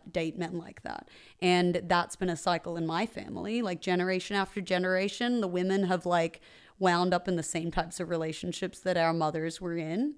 And we hate it when we look at it from the outside, but when you're in it, it's like you gravitate to what is most familiar to you, and you are much more likely to make excuses for things that are not acceptable because to you it's normal, and you don't see until you get older often. And some people never see it; they repeat this pattern their whole lives. But if you do eventually see it, it's often later that you realize, like, oh wait, this is not okay actually, like, oh, that's not acceptable. Like, I shouldn't be tolerating that. But if you're raised in an environment where it's tolerate everything and every form of abuse and every form of mistreatment because you just want that person to love you, it's very easy to wind up in relationships like that. And it's very difficult to get out of that mindset. And a lot of the time people have to hit like rock bottom and be in the worst possible scenario where someone ruins their life before they start to hopefully like say, oh, you know what, like I can't tolerate that anymore and I don't deserve that. And sometimes it takes other people like pointing it out to them and or like self-reflection, but a lot of people never get out of it. I've known so many, like especially like women, but men too, like people that have gone through their whole lives just being in those types of relationships. And it's really sad, and I see it a lot, and I did it. I got out of one that was like that, and then I had one sort of whatever thing, and then I was with another one after I was like, I'm never going to be in a relationship like that again. And then the one after was even worse. But it took me learning the lesson twice, I guess, in terms of like it being that bad for it to really sink in. And, but I've watched other women do the same thing. They get out of one abusive relationship, they jump right into another one. And they don't even realize they're doing it. And it's sad, but it doesn't necessarily mean that they're a bad person or that they're unintelligent. They might be extremely intelligent in all other aspects of their life, but their emotional like damage that maybe was not their fault and usually wasn't, like affects their ability to make rational decisions in certain situations because it brings up other stuff for them. And it's not a conscious thought process. You're not thinking about it. But then at what point do you say, all right, you're an adult, you've made this mistake 18 times in a row. Everybody's telling you you're making this mistake. I'm telling you, hey, this new guy you're dating is a mistake. At what time is it just like, okay, like you're fucking up? It's not because No, for sure. And that's why like I'm able to say that now and like look at that myself and go, yeah, no, I can't fucking do that anymore. That's like at this point, if I wind up in that situation again, it's on me because I know what it is. I know how to identify it. I was predisposed to like have blinders to certain like kind of signs of that stuff and certain behaviors and accept certain behaviors because that's what how I was raised. It's what I was used to. But, I have to take responsibility at a certain point that like, hey, I've experienced this. I've seen this now. I know what this means. Like, and I can't allow that anymore. And that's, and so I got there eventually, but I know a lot of people don't. And I have a lot of friends. It's very, very frustrating when you're someone who has been in those situations and then you see it in someone else's situation and like someone that you care about and you recognize all of those things and you just are like screaming at them, like, get the fuck out of there. Like, get out. Like, don't tolerate this. Like, I know exactly what this is. Like, you don't need that. Don't put up with that. And you tell them over and over again and they come to you crying over and over again, but then they keep staying in it or they keep repeating it. It's very frustrating, but a lot of my friends were in that position with me. And so you have to have a degree of empathy that even though it's frustrating to have your friends like do that, and certainly I have people in my life now that are in those types of relationships that I'm just so frustrated all the time because I'm like, how do you not like get out? Like just leave, like stop doing this. I have to realize that like I've been there and I know how hard it feels in the moment if you are predisposed to that and then you become like trauma bonded to someone. Like trauma bonds are something like people often like they use the phrase trauma bond for something else that's like not what it means. Trauma bonds are like it's a phenomenon like psychologically that actually like affects your brain chemistry where it becomes like literally like impossible for you to leave. It feels impossible. You think you're gonna die even when you're miserable. This person's taken away all your sense of self, all your sense of self-worth. You're so deeply unhappy. You know that it's not good for you and you know you should leave. You just can't. You cannot leave. You try and it's why on average it takes 7 attempts for a woman to leave an abusive relationship. They leave 7 times before they leave for good on average. And it's because you do develop these like trauma bonds where you feel it like it literally affects your brain and you feel like you can't leave. And it's horrible, but it happens. Wait, so how do you do this trauma bonding thing? Yeah, you become a narcissist and you manipulate people. Like it's something that, unfortunately there are a lot of people who are very good at this and they know exactly what they're doing a lot of the time. Sometimes when people start these behaviors, like in terms of doing this to their partner, when they're young, they're often like not even really self-aware. They're just doing this thing and then they discover that it works and they keep doing it. But then as time goes on, they usually become aware of what they're doing and they bear a little more responsibility and a lot of them just continue to do it. There are people who behave like this and are narcissistic when they're young that can get therapy and address that part of themselves and try to not treat people that way. But it's more advantageous to them to keep behaving like that because they end up with people who are just like, will do anything for them. But a lot of the time, it's like you end up, one of the phenomena that comes out of this is people who have narcissistic personality disorder are especially drawn to people who have borderline personality disorder because they're polar opposites. And there are certain traits that can have like, they can look similar from the outside. And so a lot of the time people will conflate the two, but they're at their core polar opposites in terms of the way that person views themselves. Polar opposites, but the behaviors can look similar. And a lot of that is because people with borderline will mirror other people in order to be accepted. And because people with narcissistic personality disorder will accuse everyone else of being a narcissist.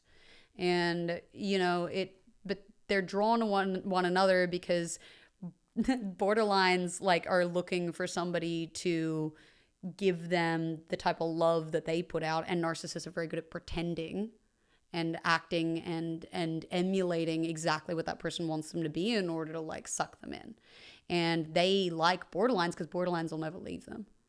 and they'll become so attached that they feel like they can't leave because they're way more predisposed to trauma bonds. So it happens like all the time, but one of those disorders is predatory in nature, and the other one is very like masochistic in nature, and it's incredibly difficult to do much to change either of them once that's kind of like someone's an adult. They're both rooted in childhood trauma, and ironically they come out of similar types of trauma, but it goes one of two directions for a lot of people who grow up in those like unstable family environments. They kind of, narcissists kind of like hone in on being like very focused on the self, and borderlines get very focused on other people and often have no sense of self because they think if they just focus on loving everybody else and giving them everything they want, then somebody will love them the same way. And it just like, it's a sad thing, but people demonize a lot of those types of issues, but it's way more common than a lot of people think, because most people don't ever get like diagnosed with this stuff. And to fit a diagnosis of personality disorders like that, you only have to have like a certain amount of traits, but a lot of people have like 1 or 2 or 3 or whatever, and there can be different combinations, so it can look different. But a lot of the time you wind up with these types of relationships. And I have a lot of friends who are similar and have a lot of the same kind of issues and trauma that I did, and they wound up in really similar relationships. And it's a pattern, statistically it's like it's a very high number of that pairing that like occurs, because also like anyone who has any sense of self-worth and self-respect won't tolerate that kind of relationship. Final question. Is the green bubble a red flag? The green bubble? Yeah. Oh, God. I don't know if it's a red flag, but I don't know if I can deal with it. Look, you have an Android.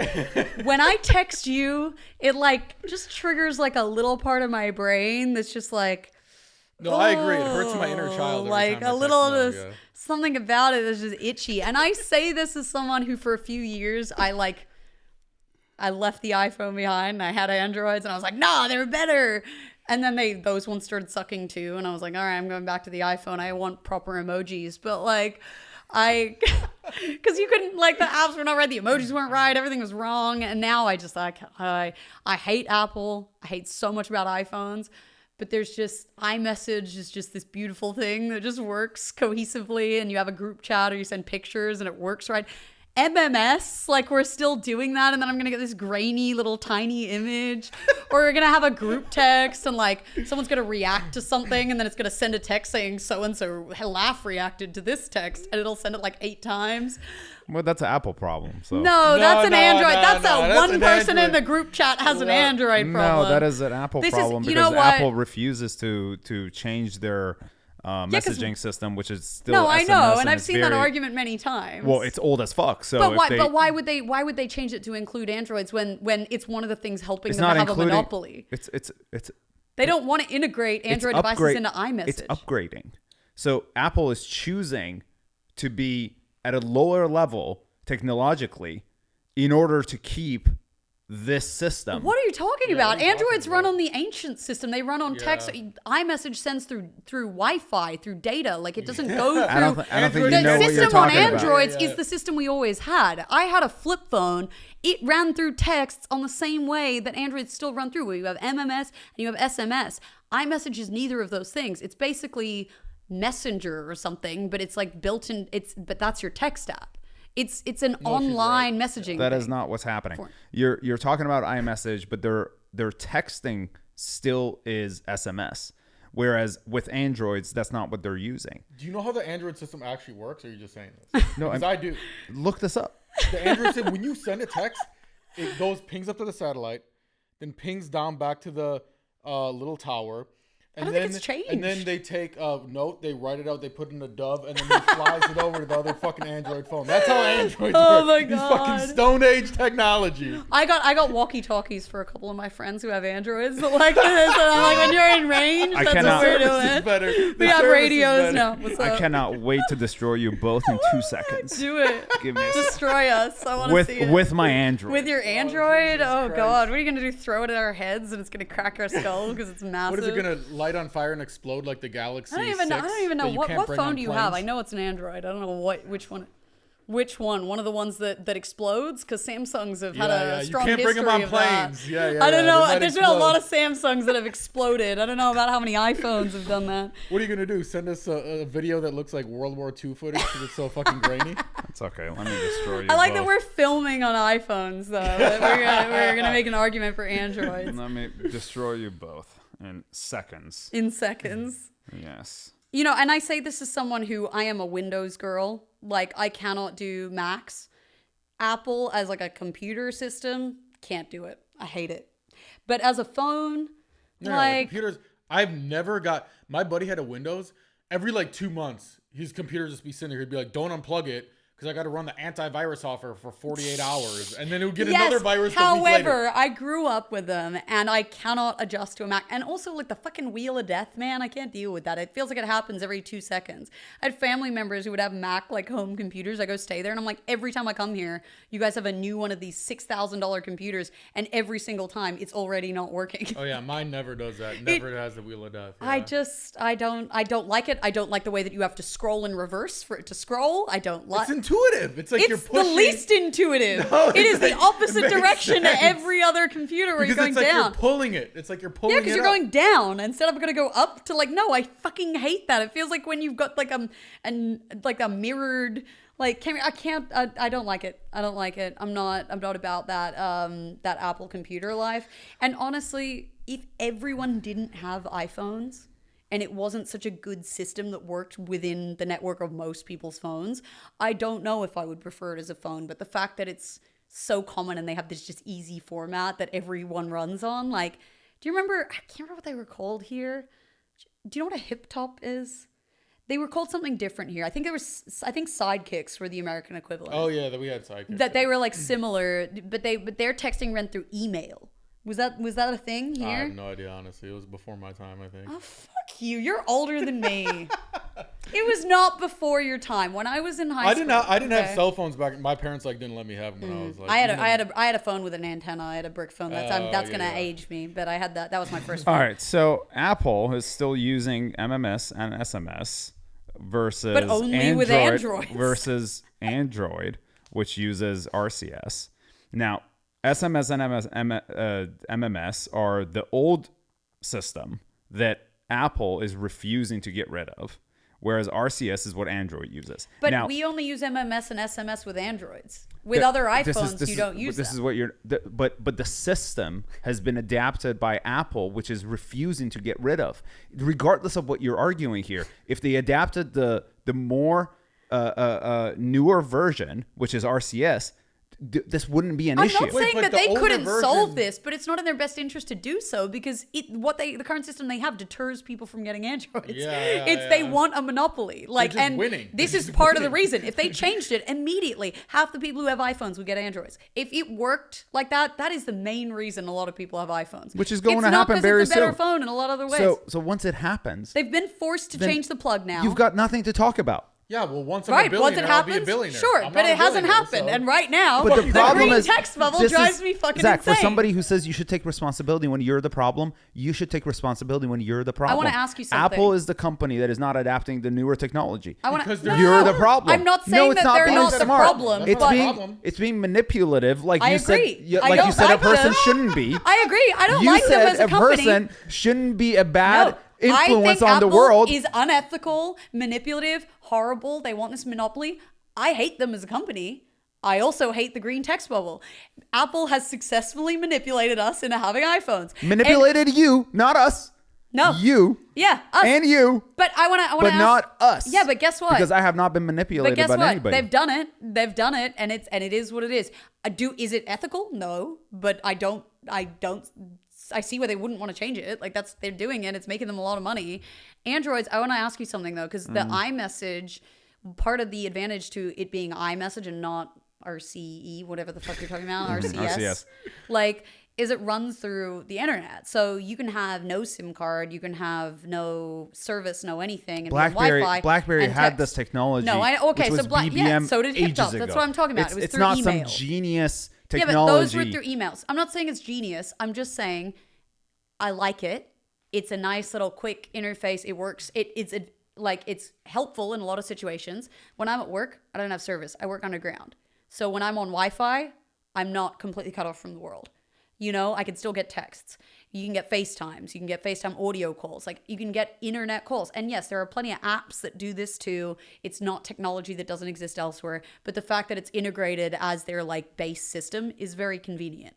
Aside from that, one of the things that they have for iMessage, which I don't know if they have for RCS, is like you can see when someone's typing. You can see that. Can you see that for that? You could do anything that you can do. Can you see on when iMessage? Can you see when someone is typing to send you a message? You could do anything.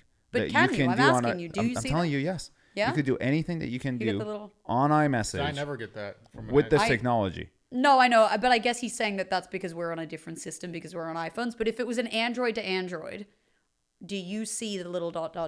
I have a third-party app that I use for completely different reasons. Exactly. There's a third-party app. But it's a third-party app that I use. No, I can't see it because I use a third-party app. Right. And I use this third-party app for a completely different reason why I use it personally for you on Telegram? All right. Huh? No. We know what that means. It's there. It has certain abilities that not even iPhones have. Making negotiations. All so, right. So I just like it. But you're not answering the question of what? If you used the first party app, does it do that? I haven't used it in ages. Yeah, you don't know. But that's a feature that comes with iMessage that is superior. I'm going to tell you a story about... I'm not dying to see if somebody's typing or not. No, I love seeing if someone's typing. care. It's hilarious. Do you know how often I catch people I like doing... seeing... Yeah, I like seeing people It's so Look, funny. I don't waste my time sitting there looking at my phone. No, I don't necessarily Are they either. Are they typing? You're on your phone all the time. But you're telling me you've never been in an interaction apps. with someone where you're having like a certain type of conversation and then there's an aspect of knowledge that you get from seeing the person type and then untype and then type and untype. You might not know what this means because you're not having this interaction. Yeah. There are times where you're having a back and forth with someone where that's a... You could see that on Instagram. You could see when they're typing. But again, it's not integrated into the core messaging app, which is what the benefit is. Yes, it exists in every other app. I'm saying for you to argue that the psychological aspect of what you have on iMessage somehow is strange also, to your people who have emojis are Android. ugly. Let me see your emojis. Even now, they're more consistent, but they're ugly. The ones on Androids are terrible. I thought you said looks don't matter. They do for the emojis. Contradiction, Heidi. The contradiction has been Wait, very no, but apparent. do you have the built-in little text? The little text games. You gotta have Game Pigeon. If I can't play chess and shit through text, I have a bunch of pigeons. Yeah, they're flying your messages. There's an app called Game Pigeon, right? You got your GIF apps. You get everything built in. Yeah, I've got every single one of those things. Yeah, I've but got on your everything third-party app. No. This is just a regular keyboard. All right, I'm gonna start a chess game with you through Game Pigeon. We'll see if it works, and then we'll see who's smarter as well. We'll see whose IQ is better now. You want to know what? I was in chess club growing up. I played tournament like competitive chess for like many years. I was a big nerd. You got no idea. The last time that I was in I was at Sundance with a bunch of people like on a trip like right before COVID. And everyone brought weed, but no paraphernalia, which I think is hilarious. They were scared of getting caught with paraphernalia, but not weed. And so we suddenly realized we're like, okay, well, no one has joints, no one has bong. You can't buy anything there. So first apple bong I've smoked in probably like 15 years. But hitting apple bong with one of my friends was out of my mind because I forgot what that does to you because you can't breathe. And still, took me a little longer, but still managed to absolutely demolish him at chess. And it was the first time I had played in like 10 years.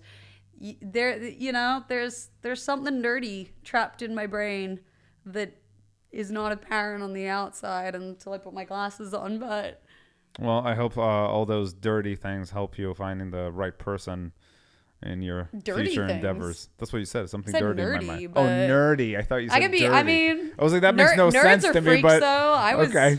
I went to band camp. I'm not even joking. It was right when that movie came You out know too. who's It a was really horrible. big nerd? Elon Musk. Yeah, but like the I don't worst. know. Maybe Yeah, there's but a he's future like there. he's like Some an potential. he's an incel nerd. I like. No, he's not. He has like 10 kids with like 10 different women.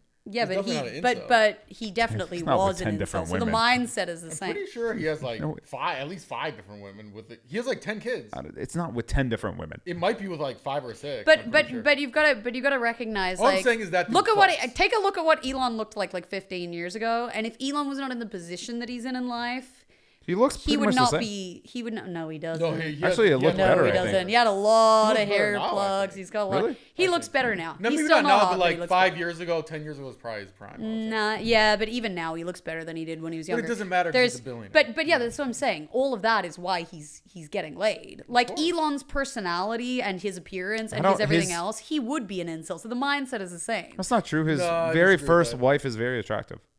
Okay, at what point did he marry her? Did he already have money? No, he didn't. Are you sure? Yes. He did have a successful company. I don't think he exited it yet. I'm He not was- and he saying hadn't at the exited level that anything. he is now. He was working extremely But hard. regardless, I'm saying that like there's a certain mindset. There's different types of nerds. But I know hot but that's nerds. like, of course, like if I'm like an ugly nerd, I'm like, I want to get girls. Okay, I got to get rich and like be confident. Right, That's but what I I know, gotta but do, I like, know, of I know course. some sexy nerds. I love a nerd. Give me a nerd. Like Elon I'm all Musk. for it. No, He's a nerd and a billionaire but he's at not the same sexy. time. He's gross. He's so off-putting in every single way. She just doesn't like his opinions. I don't like his Okay. opinions, but I don't like anything about. I just find him. He's just icky. But he's saving the He's world. not though on I don't- any I don't- level. Bro, you're not understanding the type of men she dates. No, the men that I date are not a good. Oh. The men that I date are not a good indicator Look of at what the- I look love. at the Oh, history. Yeah, you're right. That's true. The history says a lot more about. No, but the- okay, I've the- named you That's some bad fair. the examples. opinion. That's the reality. I've named you know? you some bad examples, but I have dated some guys that are amazing. I'm really good friends with a lot of my exes. Heidi, and yet, that's all that matters. The track record speaks for itself. If you went record's to mixed. It's if mixed you bag. went if you went to buy a team, okay, that always ended at the bottom of the list The standings. of the But standings. they don't always. Huh? I don't hung out always. with a guy last night that was like the last person probably that I was really like seeing, and it just like didn't work out. But we're still friends. I still think the world of him. Amazing guy, lot to offer. Nice sweetheart. guy. Very nice. No. Nice But that's guy. not why it didn't work out. Oh. It didn't work out because there were certain things that certain behaviors that to me are now off-putting and a red flag that I would have tolerated previously, but then I no longer tolerate, and my tolerance for those things and my boundaries for those things are a lot stricter now because of past experiences. It was nothing serious, it was nothing severe, nothing really bad. A lot of it was circumstantial, but it was enough for me to be like, this isn't right now, at least. And ultimately, we're still close. I still think he's wonderful. So he wasn't that nice of a guy. No, he's a lovely person, but there were things that happened where I felt like he was putting himself, like he prioritizing himself a lot higher than me in certain scenarios where I felt like I should have been considered more. But it wasn't malicious, it wasn't mean, it wasn't evil. He's very intelligent, he's very sweet, smart. I think he's very attractive. Like there's a lot to like about this person, and I still like a lot about him. Did you break up with him or did he break up with you? It was honestly, it was kind of mutual. We just weren't. never- No, it Well, you was. both woke up at 3 a.m. No, because spun it in a was a circle back and and it was break a up back with and each other? forth thing. We were sort of arguing about this thing that was bothering me. We were sort of arguing back and forth, and then it was kind of like, all right, let's take some space, and then came back to we were still arguing a couple weeks later, and it was Yeah, it just sounded the like you situation started hadn't arguing. resolved. He tried to convince No, you, there was a and then you did not get convinced, and you kept arguing. And he was like, "You know what? Fuck this. I don't want to be with somebody who continuously argues about the same fucking thing." It wasn't really That's that. what it sounds like it was. It was a lot. Like I said, a lot of it was circumstantial, and the circumstance hadn't resolved. It was bad timing. We talked about it last night.